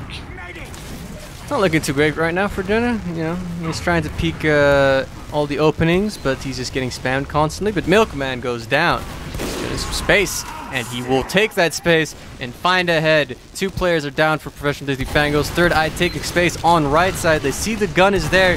They need to spam it down. It goes down. Kale dies for it. But that's fine. The Uber trade now coming in. Professional Disney Fangirls trying to buy some time for the spawners to come back in. Third Eye's Uber is actually quite bad. So many flashes from Drezzo, and Drezzo gets launched up, goes down to a combination of a pipe and a scattergun shot. And, well, Professional Disney Fangirls with their heal ad are going to be moving on through. On to second. Milkman already on the point. Amrock is in position in lower PC to try and sack onto CJ. He's going to stand above that little sink. Gonna stand up, gonna walk in, jumping in onto soldiers and scouts. That is not a medic. He dies. Professional Disney Fangirls moving in on Smith. Yeah, that's a really convenient pick for them. That means they can just keep on going. They do still have to be very careful about the sniper and the sticky traps, obviously, but it looks like now that Wiethoofd is just so far forward, yeah, there's just nothing stopping them. Even the demo man's gonna go down. Great push in here. And Junior knows that this is not a good look for them, as now they're going to be pushed all the way back. There's even going to be some spawn camping going on if the spawners come in time. Nope, they don't. But yeah, this is a really, really solid push, and CJ has a full Uber advantage, so now it's just a matter of where will they go. I think the last time around they pushed in through 1, and that's going to be the same case again. Let's see how it works. Well, they're going to spam down that heavy first. Heavy goes to spawn, so no frag there. They're going to try and get these stickies out the point, play the point. Scott's on the point. It's X4. Both Scotts take big spam damage with Milkman on the point. Now goes down to the stickies from Cricket. And Third Eye now has the space. They're pushing in onto the Professional Disney Fangirls players with Toast on the point. Gets a lot of time. Seal trying to finish off the cap goes down as well. It's just Joseph, also known as Yak, and CJ. And Yak is too far. He's getting chased down. Oh, a great pipe from Yak. Connects with Jenu after he dies. But outside of that, it will be a successful push out for Third Eye. Yeah, just staying in a bit too long there. Just dies to a very hungry scout, but that was a good example of playing the point too much there. They were just a little bit too willing to just dive the point and put pressure on it. They got a lot of time on it, but they lost all their players for it. At that point, obviously it's not worth it. Cricket actually goes down. Drezzo just doesn't want to use his Uber here, and it looks like they're just going to end up not pushing him because of it. Wiethoofd actually overextend, just runs into the team with the Uber advantage. That seems really dumb. Yeah. He was obviously going for the medic, but it just seems dumb to run into a medic with an Uber advantage and just feed on them. It looks like it's gonna all work out in the end though, and Wiethoofd will have the chance to go sniper or spy. Let's see if he decides to do anything weird. Nope, it's just gonna be on scout. And we're on a stalemate, and it's gonna be a 2-1 lead in favor of Professional Disney Fangirls. They're actually just gonna send in a soldier really aggressively. Just ended up just jumping up high into the bridge. I don't know if you do, like, is there some awesome picture up there? I can't see it because of my config. There we go. It finally jumps in. But I was like, is there something like worth kissing up on that bridge? Because that just seems to be what he was doing. It's like bumping his head against it. Well, Johnny walked back into spawn and has decided to go up on sniper. So he's going to be the one to look at. As he dies, he catches a pipe from Yak, goes down. Amrock tries to jump through choke and trades with the scout. It's a little bit of unsuccessful pick finding here. A trade coming in. Calling and Yak are going to be the ones that get the Uber, most of the Uber in this trade. Neither of them really getting any damage, any spacing off of this trade. That was actually initiated by CJ, so the team in the lead is the one who's trying to actually find any space with these trades, which is, I have to say, is pretty brave, I have to say, but, you know, that's good. Yeah. But Milkman, now on Sniper. Oh, here Soldier comes. jumping through. He's gone. No. That's alright. Oh, this is so risky. Junu's in really aggressively, goes down. Khalid gets caught as well. People bleeding on all sides of the map. For Third Eye, Calling, Drezzo, and Cricket are the only people left. They all successfully get out. But now, they've given up a point while Professional Disney Fangirls they just got it free. There's nothing really that they had to do for it. And now Third Eye is in a very awkward spot. They put Khalid on Sniper, but they don't have the Uber up just yet. And if Professional Disney Fangirls move and maybe trade, this could get quite awkward. Yak is just sitting in one. He has sticky traps above it. And Milkman gets a completely free angle into Laster. Nobody really holding it. Jonu eventually peeks in and sees that he's there. But Milkman gets to peek all the way in. Amarok eventually shoots some rockets at him. Tells him, you know, you're not allowed to peek in here. He's not going to get the med that easily. And now Third Eye holding properly. But the problem is you're not going to win when you're down a round by just holding properly. Yep. Yeah. I do like that they're still just playing around trying to make some things work here, you know, because they could just be holding and if they did that, they probably wouldn't have lost 2 players. Some really nice aggression coming out here from Third Eye, so they're gonna move out and see if they can actually just push everyone back, and they have actually caught out a lot of people in this very tiny area. It's gonna be very difficult to actually block the point. Look at that, but are they running for last? No, okay, they are going for the block. This is a bit awkward. A lot of players on low ground, but a big bomb from the soldiers from Professional Disney Fangirls catch off Drezzo and Cricket. Calling on Laz is the only one left to hold, and Professional Disney Fangirls clean him up. They win that round. There was something really weird that happened in that little trade. Drezzo had the Uber on Cricket and was like, alright, let's move into PC because that's where CJ is so we can force their Uber and then walk back. And Drezzo body checks CJ, and Cricket is so far away from him, he did not want to walk that far. So Drezzo just kind of gets caught out and baited by his team and just dies. That always sucks. Well, there's still 4 minutes remaining here, so it's still anyone's game. Looks it's going to be a very early jump in here from Calling. He actually makes it behind this time around. He doesn't die. So that's a good start. But it looks like Professional Disney Fangirls just making their way across. Nice shot there from Calling. Takes down Seal, and now it's just a complete slaughter. Perfect middle. There we go. Junior with the 3K as well. What in the world? Alrighty then. I mean, if you want to make a comeback, that's definitely how you want to start. They just wipe the entirety of Professional Disney Fangirls. CJ and Village are going to be the final spawners, so there won't even really be heals for the start of this push, as Third Eye is trying to kind of move in. They have their soldiers kind of set up. They get the sentry down. Toast is already trying to put up a second one. But Third Eye with their buff players are going to be moving in through now. Cricket wants to go left lobby. Very early Uber jumps in. Lots of space. Oh. CJ going down so early. Toast very forward though. Catches Amarok off guard. Third Eye kind of confused by it, but they eventually take him down as well. With their heals, they should be able to contest this, but Amarok getting launched up by pipes goes down. Cricket, Junu, and Drezzo now need to leave. They do have the ad off of that pick onto CJ. They will have about 20%, but that was that push was less than ideal. Yeah, and there's a big discussion in chat about how you pronounce Der Milchmann, right? And I know, I mean, you're Dutch, so you can almost certainly know, and I'm Danish, so we're like on both sides of Germany. So I think we both realize it's Der Milchmann, but that sounds dumb when you say it out loud with an English accent, so... I don't want to be made fun of for saying the G, okay? You know, it happens too much. It hits my insecurities a bit. But, 2 picks for Third Eye. And Sentry is still up. It's being spammed down. 3 picks, effectively, for Third Eye. The Uber being popped in. And players from Professional Disney Fangirls are standing really far away from the point. Jenu is going to go and try and cap it up together with Cricket. But the collapse onto the point is too much, as it's just Drezzo in lobby. And with 1 minute and 45 seconds left, Professional Disney Fangirls are going to be pushing out. This spawn wave from Third Eye could potentially get the push in, but it's literally like right now. And Amarok is on Sniper, and he's the pocket. So I think Third Eye has given up the cause. Their heart aren't in it in this one. Like, if you're gonna make a comeback, like, hugely, you need to go sniper and you need to kill the medic and then get 2 more headshots and you're in the game again. I mean, I'm not saying that's likely or anything, but, like, sniper is the swingiest class in the game. You know, maybe outside of spy or something. Yeah. Yeah, it's, now it's just over. So, at this point, now you're trying to build your logs, and, you know, you're probably just talking it through. Like, what are we going to do on the 3rd map? So, you know, at this point, if like, we should probably just load up the logs, to be honest. But yeah, they're going to just, I think they're just building up Ubers and trying to get spam damage in. Gotta pad some stats here.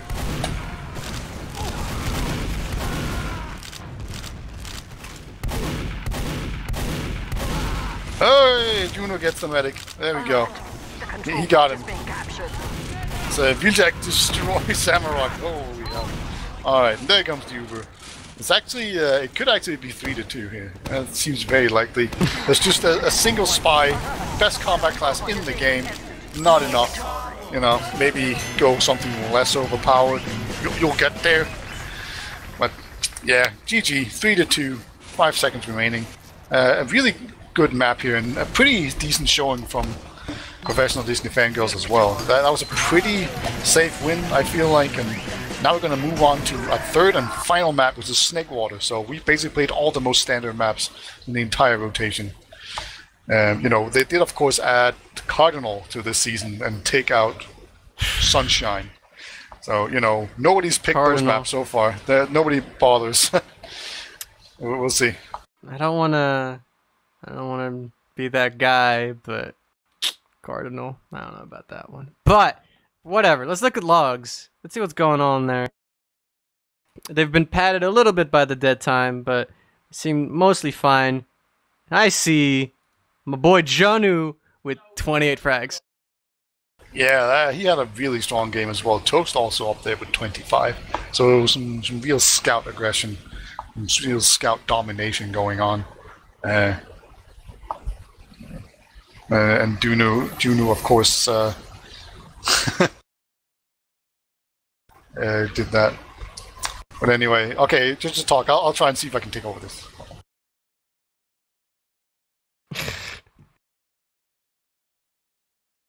The beater needs to take control, assume direct control of the logs. All right. So what are you trying to show us? What are you trying to show us here? Alright, so this is medic stats, and you know, how many times did CJ die compared to Dresso? Let's see. 5 times more. 5 times more. So it's still an issue, I'd say. Like they won great. They won pretty securely, but he still died more. And I noticed on some middles, like everyone was just forward, and then CJ was kind of holding back and choke, and then the soldier just jumped CJ, and CJ was just sad because he was just alone and died. So, you know, they definitely need to, like, either play around him a bit more, or CJ just need to commit into the middle with the rest of his team. Just throw himself in there, man. Like, you're dying anyway, basically, at this point. And also, CJ he only had 9 Ubers to the 14 of Dresso, so way more Ubers coming out from the losing team. That's pretty interesting. That means they're good at holding. And they also have some poor pushing with off of Uber advantages. Oh yeah, we can. Isn't the map? Yes. There's like this thing. There we are. There's the conversion rate. Yeah. And the conversion rate is a lot better for Professional Disney Fangirls as opposed to Third Eye, who only have 40%, which is that's not great. Not great. Yeah, and you know, the best one here, the PvP kills.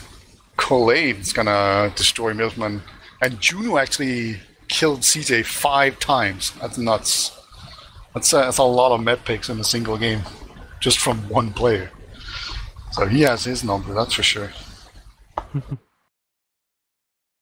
We have Wiethoofd back. All right. The producer. Yeah. The tyranny of my log controlling is over. Sorry for that. I mean, tyranny. I feel like that's a bit of a strong word to use, but perhaps. Dictatorial, yeah. Better. That's way better. That's way better. Yeah. But we're on the third map. We got Snake now, which is a map we haven't really. We have yet to see either team play, at least within this season. It's going to be a bit interesting. And well, how do you think this map will play into the team's either team's strengths or weaknesses? Yeah. So the middle is usually pretty. I don't want to say it's defined by the soldiers, but usually if you have really good soldier aggression on this middle, it's really, really key. So, I think a lot of mid fights will come down to how well the soldiers do, and we've seen Colding jump behind a lot. Like, he did it on Process, which is a map where you can't really do it. So, I mean, he's definitely going to do it on Snakewater, right? Like, there's just no way he's not. And you can actually do it. So, I think if professional Disney Fangirls want to win this middle, they need to shut down this soldier that's almost certainly going to be behind them, because at this point, they should realize what's up. Like, Colin's going to try to jump behind, and there's probably going to be a soldier that's going to follow up. Like, that's just super standard, and it fits really well into what they've seen so far from Colin. So, I think it's going to work for a bunch of mids, that's for sure. But, they might just adjust to it and just be ready for it. Because if there's just two scouts waiting for you as you jump in, things can get kind of ugly. But, yeah, Snakewater is actually a middle I come to enjoy more and more. It's just a lot of ways to actually play it. Like, you can jump a soldier behind, like way behind, or you can jump into the kitchen. You can have both soldiers up top. You can have scouts rush top. You can do a lot of things. You can just rush across. It's surprisingly deep, the amount this very simple middle can do. So I feel like there's also, whichever team's the best at just adjusting to what their opponent is doing is probably going to have a huge edge. And I have a feeling that professional Disney Fangirls will be better at just adjusting.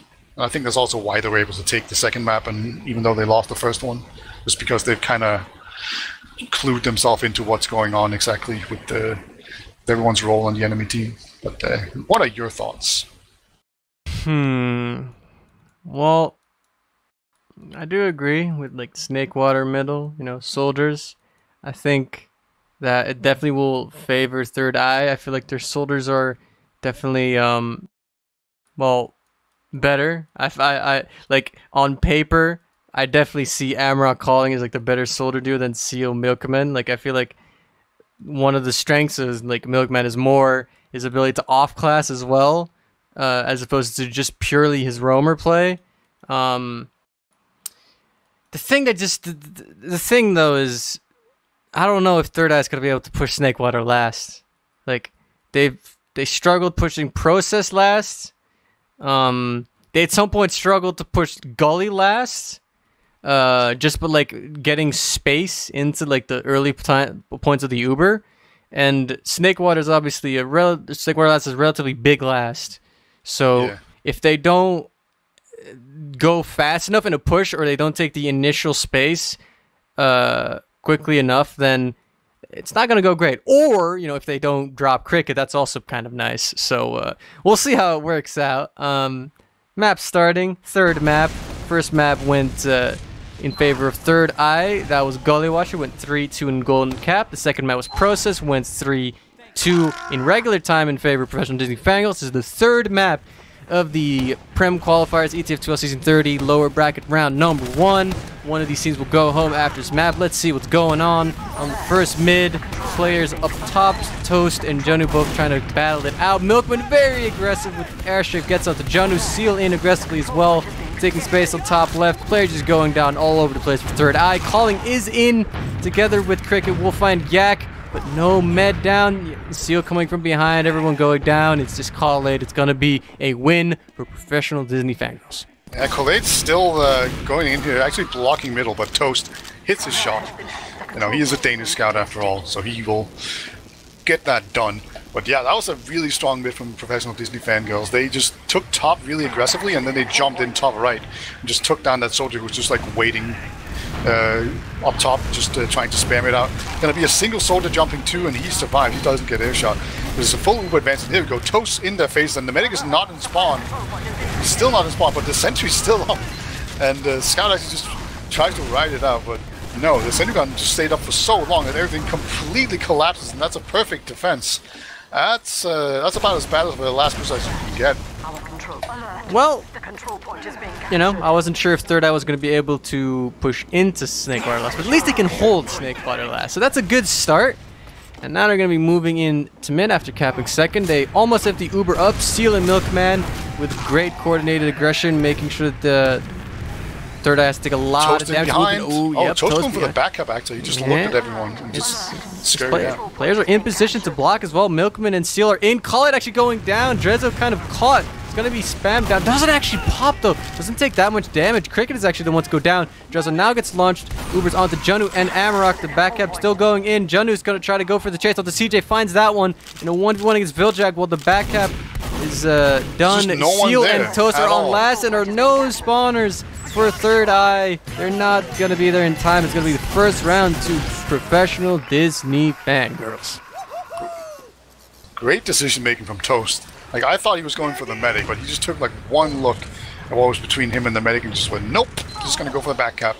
And just didn't shoot or anything, just ran straight back there, and it worked out really well. And of course, everyone else just jumped in there and blocked the point and made a big old mess of everything.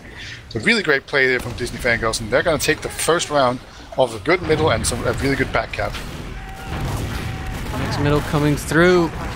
Seal jumping in very aggressively. Yak is the first one to go down. Bomb in from Milkman. Gets a med pick for his troubles. But Demo and Soldier being down means that there's 4 DM classes that are very hungry for Third Eye to try and get that CJ frag. A pipe connects onto CJ, and another one connects onto Viljag. Toast is still in. Seal is in Saw. You're basically just out of there. Seal might want to jump in onto, I don't know, something. Actually, there's no Drezzo pick to speak of. Can't go for that as the mid, if the med is dead. So Third Eye wins this mid, and they get about 20% Uber add to boot. Yeah, some really nice pipe there from Cricket, really saving it, because the heals were definitely in favor of Disney Fangirls. Like, CJ was alive, but then he just ate that one pill too many, and that's that's really a game-losing situation right there. Or like at least a middle one. But Amarok's going to jump in very aggressively, gets completely denied by both scouts. Gets put in human hands, just taken down immediately. And I think that's just going to be enough to just stop everyone else and send them back towards the choke. So a good hold. And the Milkman is even on sniper, so they're running 2 scouts and a sniper. It's a pretty nice combination. You see it a lot on cough maps, but it also works on Snakewater, because Snakewater is a relatively long map. You know, we were talking about soldiers on the middle, but the rest of the map is pretty scout dominated because of how long it is. There's a lot of sight lines, and you can just really easily dodge around with a bunch of props. So scout tends to dominate the rest of the map. So having 2 of those and a sniper is really good, and sniper on the second point is just crazy good. Milkman is going to peek into Saw. He will not peek into Saw. Stickies have pushed him back away from Saw. He really wants to try and see if he can get a pick. Wants maybe a demo, maybe a medic, but getting denied quite well by Third Eye right now. Third Eye, on the other hand, is not really showing a lot of initiative when it comes to finding picks, except for Collade, who just wants to walk in, you know, no fear, try to get onto the sniper, the med, anything, but he goes down, doesn't really do much damage. Not much achieved there, but he might be going for an off-quest, might go sniper, but Milkman in choke gets a free shot onto Amarok, which he will miss, as Collade spawns up on regular. That was a real Matrix move by Amarok. He just ducked right as he got shot out by Milkman, so just ducked underneath it. No biggie. Oh, Milkman actually got shot in the medic. Oh, that was close. He's getting these shots. At some point, he's going to hit the medic. Like, it's just a matter of time at this point, because like Drezzo is giving him so many good looks. Well, it's just Milkman really wants to try and get these picks, but he's kind of sitting relatively passive at this point. Now he's just waiting for somebody else to go for the aggressive peek into Saw. Colley's just in, man. He's just in. He wants to go. He doesn't care. I keep seeing him just walk straight through Saw and see if he can get onto anything. Amarok tries to jump through as well, Actually, Janu as well. They get the force out to CJ. They lose 2, but they get the rest of their players out cleanly, all buffed up. And the Uber isn't that great for Professional Disney Fangirls. So now a counter Uber will soon follow onto Kale. He's going to go for the chase. Gets Seal. Tries to get onto anyone else. The demo is still in. Gets Yak. 2 picks for Third Eye. The spawner coming in. Milkman gets caught on left side as well. So it's just 3 people left. Just 2 scouts when it comes to DM classes for Professional Disney Fangirls. Seal will spawn. Third Eye will wait this out. They're going to be going to left side to try and get some initial space when their spawners come in. But trying to. There's a heavy there. They're kind of in. They're spamming him down. They're getting damage in, but Professional Disney Fangirls are standing their ground, now jumping over to point Milkman nice in. pipe by Cricket. Great pipe, but they're still in on left, and the spawners are just too much for Third Eye to have to back off. Both scouts are down. A soldier even getting caught. Calling might get caught as well. Cricket again with a pipe. Gets this time Viljack. And Professional Disney Fangirls, they have successfully held last. Yeah, that was a really good hold, but it's a bit unfortunate that they lost their scout there as they tried to push out, because you really need the scout, because otherwise it's going to be very difficult to actually get time on the capture point, and if you can't cap the point, there's no point in pushing, so they just have to move back there. So they lost that, and we see Juno on sniper, and we see Wheeljack, he was on spy, so he just checked that, so he knows there's a sniper, so he goes counter sniper himself. So we do see CJ in a pretty forward position right now, so you know that means you're putting yourself in the danger zone at least a little bit. I do like being kind of aggressive, but Seal will be the one with the magnetic head, takes the bullet to the brain, goes down, and that's gonna mean there's a lot of space, and they're gonna just take the left side here. There's basically no one in, and Junior gets a second pick as well. So now the doors are just open. The counter sniper is gone. It's gonna be so much space. Kole looks like he just wants to go on to the point. You know, we know we like to go forward, and he's gonna take down Milkman and the medic, just hitting all these meat shots, and the soldier as well. Collate's on a absolutely tear right now. He took down 3 players, plus like a half other one. Now he's just fighting a scout. Takes him down as well. Collate, oh my god, what a beastly Uber from him. Gonna make it 1-1. Wow, I'm really impressed with Collate on that Uber there. Great showing, but that was a really poor Uber on the side of Professional Disney Fangirls as well. CJ popped on full health on a down that was like 150 HP, and because of that was down like 2 seconds of Uber, which allowed Kale to just go ham, and he just took those 2 seconds and got 3 kills off of it, and 1 Third Eye last push off of that, and now it's all tied up. Yeah, it's gonna be Toast to be the first one to go down. It's a really poor positioning right now for Disney Fangirls. They're so far back, and they're just being shot down at from people just being really far forward, and yeah, they're completely out. And as I say, that Village just runs in there and picks off Collate, who has once again just run in really aggressively. It's a 3-on-3, but the capture point does go down before this fight even commences. So yeah, Joseph just gets taken down, and CJ is now in so much trouble. He's on 94%. He's on 10 HP. Oh my god, he actually does make it out alive, and now he does have the Uber, but any spam will just kill him. So like that was a really aggressive push in there. Like if you fight like that and you don't get to block the point, I don't think it's a very good fight. But here we go. Oh my god, Milkman! Oh goodbye! My god. You are gone! Oh, that's so sad if you're Milkman. Oh, Viljack also getting launched up. Players for Professional Disney Fangirls is getting so weak that CJ has to pop. It's such a bad Uber for Professional Disney Fangirls. Uber now being popped onto Amarok and a scout. They're just going to take the spacing, or the space on second. Professional Disney Fangirls is behind though. Yeah, but they're quite weak.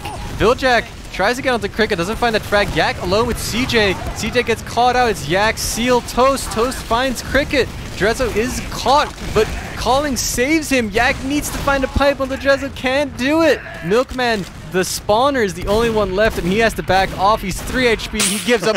He just stops moving. He gives up. He knows he's dead, and that will be an explosive push at the second from Third Eye. They're going to be moving into left side off of this as well.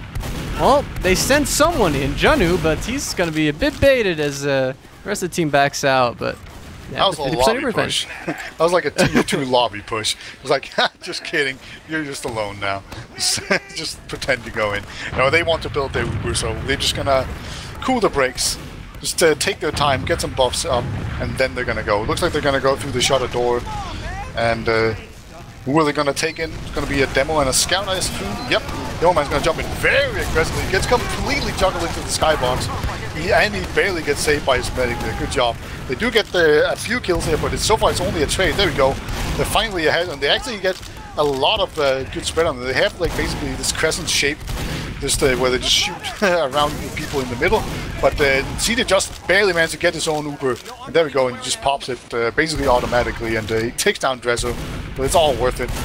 Juno's actually gonna fight Wheeljack, but Wheeljack hits his shots.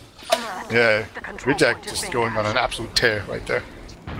Hope I'm not the only one who saw that, but when Third Eye tried to push through Shutter, there was 3 people in the order. There was Khalid, there was Cricket, and there was Amarok. And it's really funny because he got a flash to go through Shutter, and he just gets the flash and then walks into lower.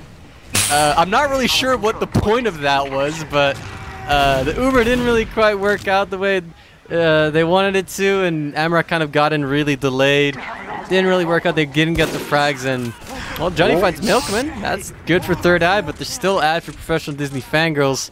They do not appear to want to push off this ad. Yak is actually gesturing. No, he wants to go. He wants to go for it. Let's do it. He's walking through. He needs to check these stickies. Wheeljack doesn't check him. Yak doesn't check them.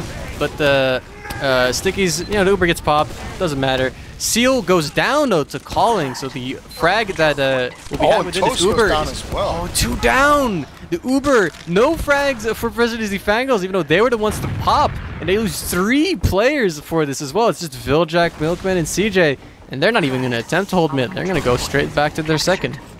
Yeah, it's really unfortunate. Like they Ubered in like that, and then they just individually decided to just jump into like this choke where there was a bunch of players, and they just instantly got taken down. It was real sad to see, and it's just a squandered opportunity, really. They're gonna have to give up the point. But CJ is now, another sort of gets juggled up into the skybox. This time around, he will survive. Amarok has gone down. But, really aggressive in there. There we go. Milkman will get the Uber force. CJ's on 85%, so he's gonna try to stay alive. He's really far forward though. He's dodging. He's juking. Can he stay alive? He cannot. Just Wheeljack alive along here, but they have the enemy medic on the ropes as well. Can he? He steals the med kit. That's really huge. And the Seal will actually get the final kill. There we go. Wheeljack just playing so well right now, getting the med kit right there, just stealing it out from underneath the enemy scout. And they might even get, Amarok as well. Oh, Toast actually got that one. So what a scrappy fight, and Wheeljack is just going absolutely huge right now. Drezzo appeared, like, they Ubered on second, and I think it was Khalid who really wanted to get the chase on CJ, which is fine, but there's like 2 other people on Third Eye that are in that fight, and they both get dropped to the Uber. Juno gets a body shot onto Toast, but that was a really like poorly played around Uber from the people who weren't the main recipient of that Uber, because those people should not be dying in this situation. And after Khalid found that med pick, there wasn't really much he could do. It was just him and Drezzo against like 4 DM class for Professional Disney Fangirls, and they get minced.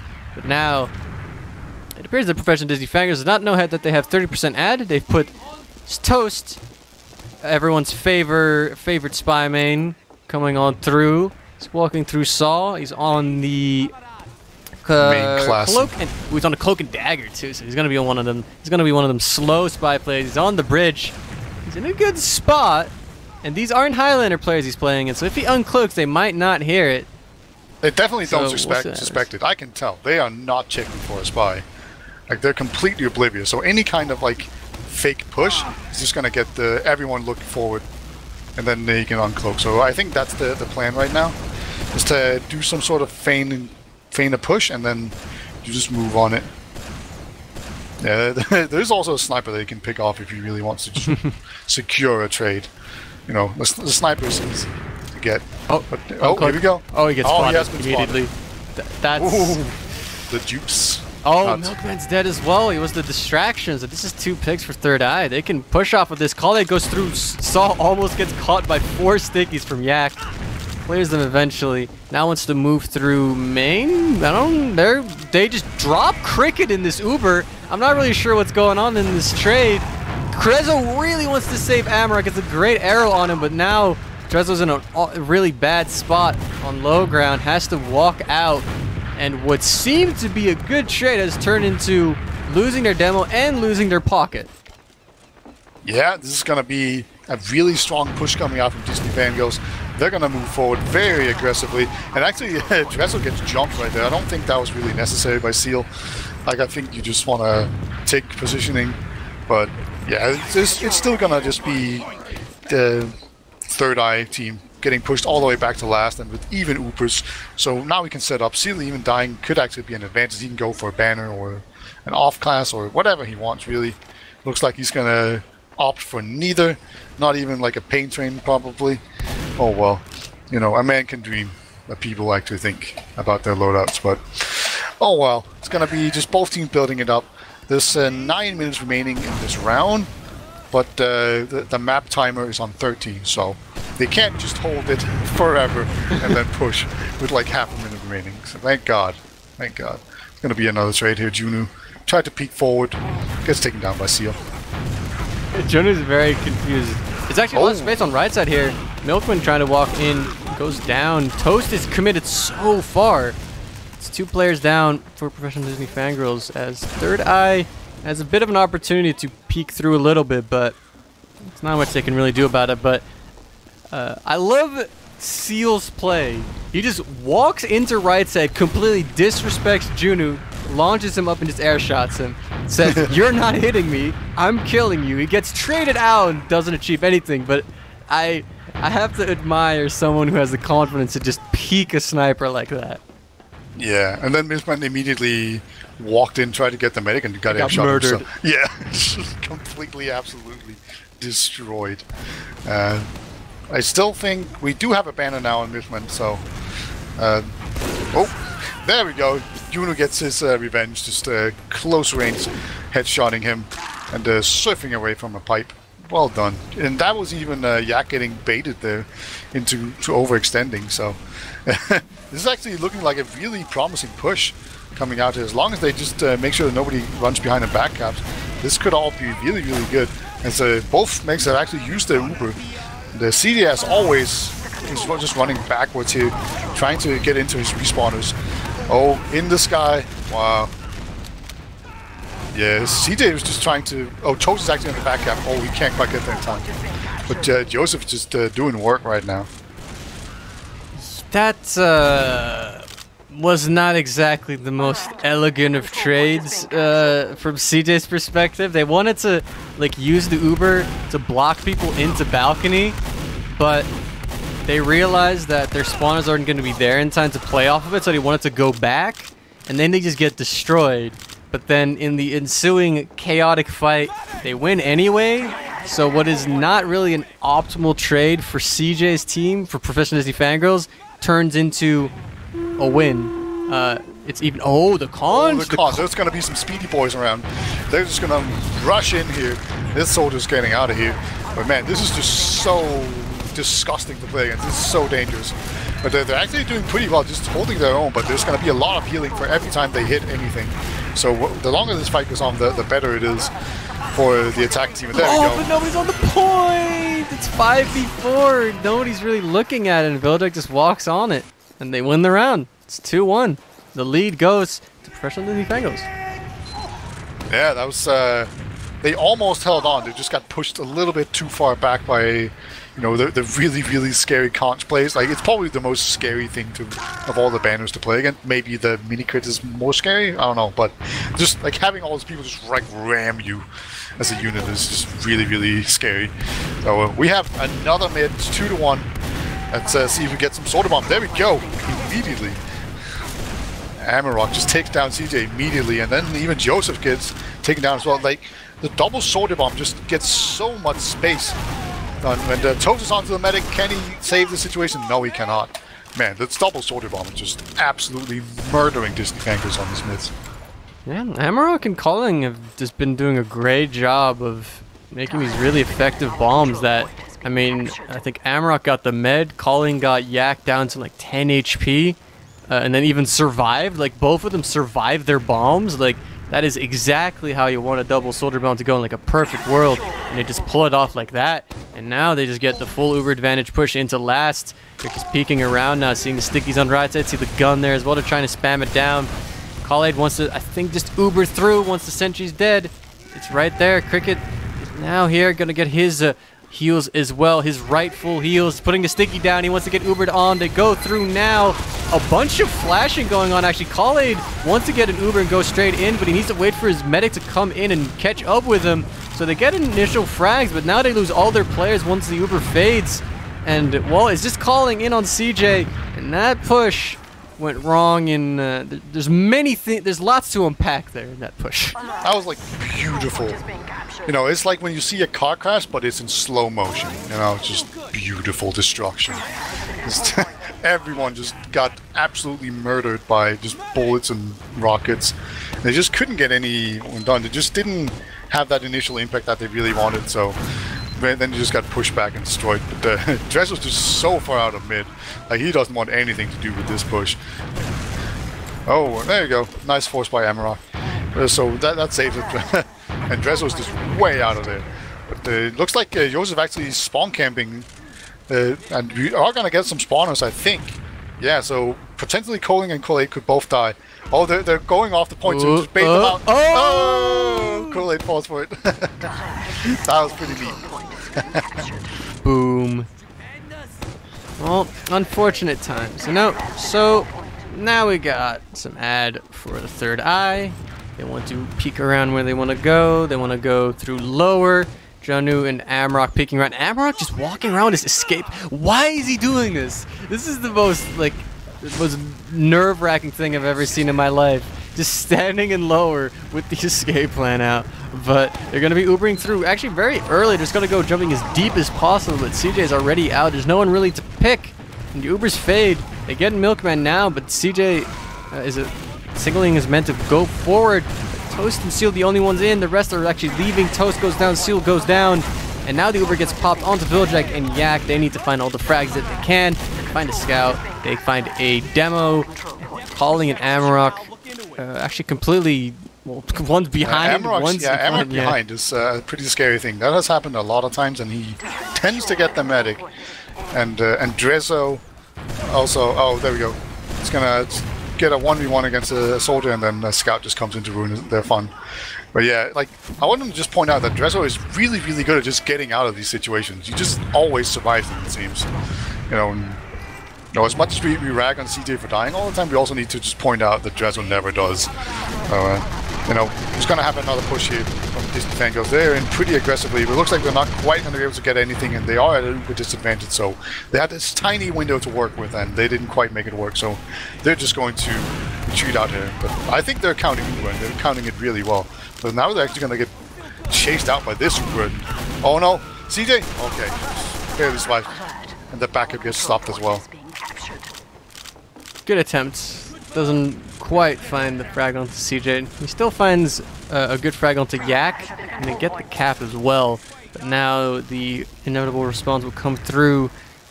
They're going to be moving around into Saw. First from Disney Fangirls. They want to go through. There are some soldiers ready to spam players down. In case where they want to go. Oh, they're going to go through window. Milkman going to jump very aggressively. Yak in as well, but Jezu and Janu have already walked out. Amarok does go down. Calling is also committed on the point. Gets dunked by what I think was a pipe. He is gone as well. No soldiers for third eye, but they have the 40% Uber advantage, while professional Disney Fangirls do not. Yep, it's very difficult to actually push out with this. So, you know, unless you get like a pick because Seal decides to overextend, or maybe even Yak, it's going to be very, very difficult. But, you know, at the same time, they are behind, and there's only about 5 minutes remaining. I will say 5 minutes is plenty of time. Like, you can definitely push from your last to their last and cap it out in 5 minutes. That's not a big deal. That's not very difficult. But they are actually pushing, so I think they're feeling the pressure, and they're actually just going to pop the Uber just compulsively, just through the door. Don't want to deal with anything. And Cricket, he was going for CJ, but couldn't quite find him, and now CJ has to for himself. Oh, what? CJ just popped. Alright. Leave. They get... Oh, Trezzo barely survives. They do lose Janu and Khalid for it, but Cricket will be spawning in, so it will be 4v5 if Professional Disney Fangirls wants to go in. They do. Toast is in so far. Milkman goes down. Conch gets popped by Seal after his teammates die, and Seal now has to wait for his teammates to spawn. It's a bit awkward, but this is, you know... Like, the weird thing is CJ is not moving backwards, so now he's getting jumped. There we go. There we go. Seal comes back in. Oh, they've been baited so hard. Oh, and now we got Calling and Janu. Janu under, but wins the 1v1 against Viljack. Combo's moving in from right side for the Professional Disney Fangirls. Seal's on the point. Janu's the only one who can contest. A rocket from Seal takes him out. Professional Disney Fangirls go up 3-1 with 3 minutes left. Yeah, really strong push there. I feel like there's a bit of a panic push coming out from Third Eye. I think they could have just taken it a lot more slowly and just waited a bit more. Like, maybe once the 3 minutes remaining, you start to panic, but, you know, they were a bit early out. So as a result, they now need 2 rounds in 3 minutes, which is doable, but really, really difficult. So, you know, they've got to just, like, pound these middles, completely crush them. Seal's in very aggressively. Looks like he's not going to get the medic. He will get the demo man, though, and now Seal's behind. So this is a really good start, and just the soldier aggression overall has just been really, really good. And, yeah, it looks like it will actually be the opposite result of what we normally see. With the... No, never mind. I thought we were going to see the medic survive. But yeah, it's just going to be Khalid who's going to have to actually go in there and kill 2 people if they want to have a chance to win this. So here we go. There we go. All right, one shot. Yak is not ready for this. Yak is just confused, and what happened to my scout? He's fighting 2 people at the same time. Cricket from one side and Khalid on the other side. He goes down. It is 10% ad for Professional Disney Fangirls, but the team that's on mid is neither team, as they've both just arrived through Saw, and it's kind of just like another mid, and Milkman on high ground kind of gets forced off. Amarok tries to go for a market guard and doesn't make it through. I see Yak calling GG in chat, but this team is not doing too great. But Cricket and Khalid both try to aggress it to Saw, and both died to 1 scattergun shot and 1 rocket. Third Eye kind of just bleeding players right when they need to do anything but that. And Colin getting chased down by Viljack. Janu and Drezzo are on second. It's a minute and a half left. And they're walking into lobby, building Uber. They can just do it if they go right, like if they win this trade. But Professional Disney Fangirls moving in. Oh my god! Amarok, what a market garden. Drop from CJ right now, and now getting launched up, goes for the taunt. It's gonna be they're gonna be taking too long. It is, unfortunately for any Third Eye fans and the team themselves, it's going to be dead time. This is going to be pretty much it. There's actually a back cab coming in from Professional Disney Fangirls to spawn. Okay, yeah, to get CJ again. Big frags. Big frags. And second got blocked as well. I love how he like landed, market guard, and just switched and dropped. CJ was just like standing there. Yeah, I don't care. We won.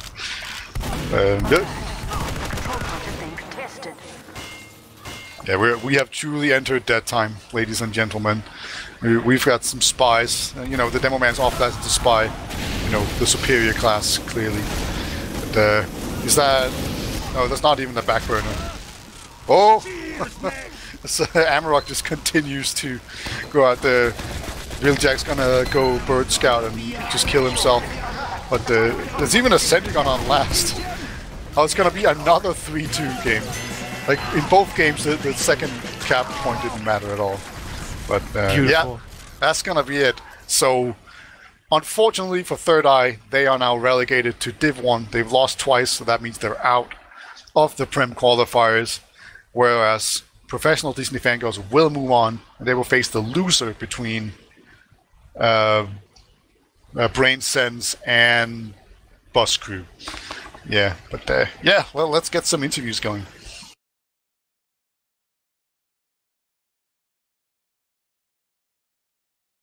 All right, we're doing some logs.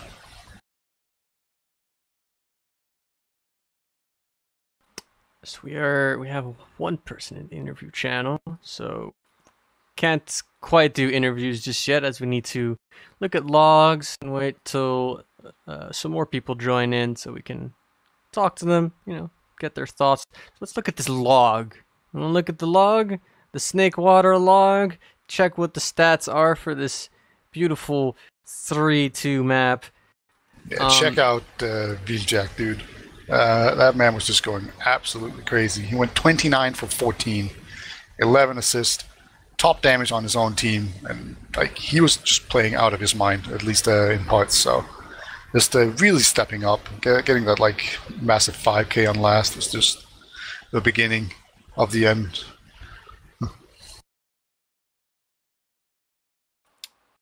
Oh, Krieger was not a Disky. There's no way.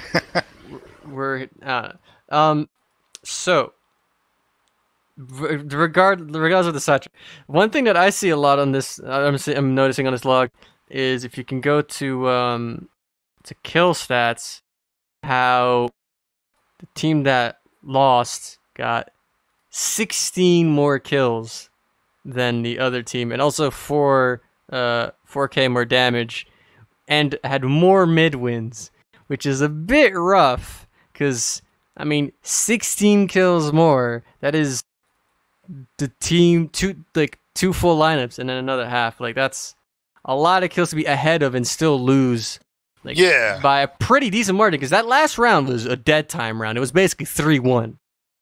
Yes. It's not a good look. Yeah, it really just goes to show that it seemed like during the Ubers, it was actually working out really well for Dresso. Dresso had better Ubers than CJ overall, I think. Also, I want to point out that CJ died 12 times to Dresso's 7 again. So again, just CJ just keeps on getting picked over and over again. It's kind of crazy to me that can keep on happening and they just win anyway. But, it's that interim period between where the Ubers are no longer in effect, or the period following the Uber. They just win out. I think there's a bit of a general issue with the team as a whole, with holding a bit too far forward when they're on disad, or when they have bad Ubers, they back off a bit too late. But anyway, unless you want to get into the logs a bit more, nah. I see a bunch of people joining the channel, and we got the interview section here where we got, see, 1, 2, 3, 4 people. We got 2 from the losing team, and we got 2 from the winning team. From the winning team, we got CJ and Yak. Say hello. Hi. Hello. Speaking your speaking voice, please, Yak. What? Alright, never mind. So we got from the losing team, we also got 2. We got from Third Eye, we got Janu and Drezzo. Hello. Nothing from Drezzo? No? Hey, Mike. Hey. Hey, man. How are you? Yeah, good. It was a fun game. Yeah. Yeah, they all ended with 1 point difference. So that seems to be the definition of a good game. Very, very tight. Although 2 of them were technically 2-round differences, but we sort of just memed at the end of the maps because you can't lose. So it's yay, let's have fun. TF2 is a fun game. It's a fun game. Having fun in TF2. Jesus. Yeah, that's actually pretty disgusting. Yeah, so Drezzo and Juno, how close did you guys feel that the game were? Did you just feel throughout the entire game that you had a good chance to actually to make it and win the map, or were you really feeling up against the wall again for the most of it? Judging from our previous season, I think we had a chance to go either way. But this time, I guess we just didn't win. Do you have any idea, what do you think you need to work on in order to improve and maybe make it into Prem next year? I think I think our Uber advantage pushes need work. That's the main thing, I think. We don't seem to be in position. When we have Uber, we need to be more efficient in being in position to go as soon as we have Uber. I felt we were losing on Uber advantages a lot. Yeah. All right, CJ, how do you feel? Is that something you can recognize? How do you feel about your Ubers and the Uber fights? I guess I can echo what Drezzo says, but just kind of from the other end, because there was quite a few moments where they had a big ad pushing into last on like all of the different maps. And I felt we kind of set ourselves up quite well because we've been really bad with off classes on last recently. And that's something we're normally quite good at. But today, like, we got really focused on making sure who was on like pyro or NG or heavy or whatever. And there was quite a few moments where, we felt, really with our backs to the wall and they had a big advantage. But we managed to kind of clutch it out by just focusing the non-Ubered players and making sure we were in a good position, like when the Uber wore off. So yeah, I feel there was a lot of rounds that we saved there, and that's what kept us in the game for most of the time. Yeah, another thing we noticed that was just like a constant pattern was that in basically every single map, it seemed like Third Eye, they did more damage, they had more Ubers, and the medic died way less, but yet you guys still won.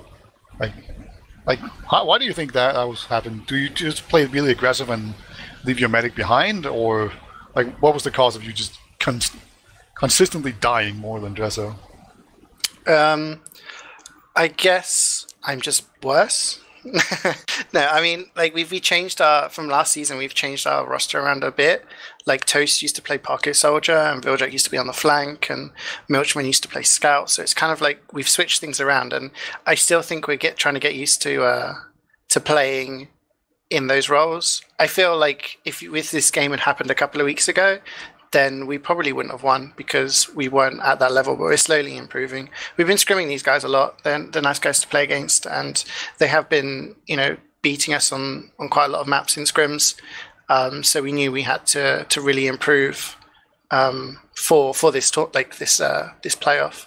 And I feel we kind of have improved. We're just not at like peak performance yet. And it's just certain moments where, we decide, like, Yak's quite aggressive with his calls a lot of the times, and there are moments where they come in and we'll collapse on them and we'll win the DM fight, and then we're able to push that all the way to last. And that happened on a couple of maps where we had some really good exchanges, and then like on the other side of the coin, sometimes those don't work and then we end up wiping. And I think most teams would allow their medic to get out there and keep a couple of players alive and not sack their entire team for it. So it's just kind of fine-tuning our strats, I think. Yeah, all right, fair enough. It's not just that, I don't know, Juno, I think you had 5 picks on CJ in one map, and I'm sure Amarok had a bunch as well. Do you guys just hate CJ or something? Like, what did he do to you guys? He played medic. Unforgivable. All right, fair enough. I have to say, like, most teams like refer to us as like having a sniper because we have Milchman play sniper quite a lot on maps, and he's quite a well-known sniper.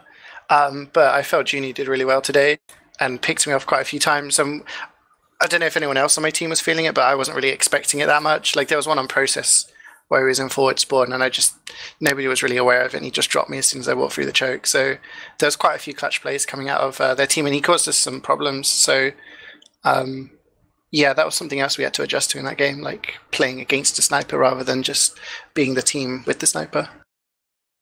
Yeah, there was. It seemed like it was like a battle between Juno and Viljack at some point, just about who could be the best scout. I think you guys both had really good games. So Juno, are you looking forward to just crushing Div 1 now? Do you think you guys can win it? It depends. On what? Currently, I feel like our team's a little bit more inconsistent than it was last season, but we could have a bigger potential. All right. And CJ, you guys will be playing against the loser of Brain Sense and Bus Crew. Who do you think is the weaker team there that you're going to face off, and do you think you guys have a chance to beat them? I have no idea which one's weaker. I think it's going to be a really entertaining game either way. We played against who did we play against? News's. We played against News's team, the Brain Sense. Brain Sense? Yeah, Brain Sense. Yeah. I think that I don't know. From scrims, would you say that I think Bus Crew are better? Like, I feel the Bus Crew are probably the better team, but I feel that we might match up better against Bus Crew than we do against Brain Sense. I think we had a really good chance of beating Brain Sense the other day. Like we totally kind of threw product Like we just were totally, our heads weren't in the game, and on process, I felt if it wasn't for a couple of mistakes, we could have like won it. So maybe BrainSense will have kind of learnt from the way we play, and maybe we'll have a better chance against Bus Crew. But as to who's going to win against that, I don't know. I think both of them are quite capable, and we'll have to play really, really well to beat either of them. Yeah. What about you? Yeah, go. I would agree, though, that I'd just say that I think Bus Crew are the better team, and we'll probably beat them. But I would rather be playing against Bus Crew, just because I think the way the teams match up, we'd probably match up better against them than against BrainSense Honey's team. All right, fair enough. How about you, Dresser? Who's the better team, do you think? I would really like to see Yak in Prem, so I'm rooting for CJ's team. All right. I mean, joke's on you. We're going to cut Yak if we get into Prem. Like, that's the plan. Ooh. Then lose every official. That would be really mean. It'll be worth it. Working Ultimately, all these years to get into Prem and then getting cut. It'll be nice. Like our team's aim has always been to try to be one of the one of the top teams for iSeries. So we've been working really hard on like Copenhagen games and preseason playoffs and stuff. So like we're on track. Yak's been beating it into us on what we're supposed to do. So I think one day we'll learn. Yeah, I'm going to beat out the bad habits. You know, like you have those aggressive dog handlers who beat their dogs to teach them. I'm that aggressive dog handler, but with my team. Like next so LAN, if are you they calling your team dogs? Yeah. And next LAN, if they make mistakes, they get a clip around the ear. Wow. Yeah, it sounds like I don't know about that one. It sounds like you're going to be a blast at LAN. Yep, always am. Yeah, this is aggressive, dude. Just really, just hitting my team around the back of the head. Slightly terrifying. Let's see if we were gonna get a rematch at LAN then. Ooh. Yeah. All right. Me and HiipFire, we were talking before the cast went live about what teams are gonna really stand out in Prem. We never really got to go into it because you guys actually started on time, which is weird. But we were wondering, who do you guys think are going to be the best? Like, what's going to be like the top 4 teams coming into this Prem season? Because we want to hear what you guys have in your crystal ball. Not expose ourselves in our ignorance, because we have an idea and it's probably terrible. But I want to hear. I have the best idea. I would say that the team that's going to win will probably be 7. And then I think the next 3, you've got Swift, you've got Aura, and you've got top 5, the Frenchies. I think they'll be top 4. Those are the top 4 teams. All right. I like that. I like Aura.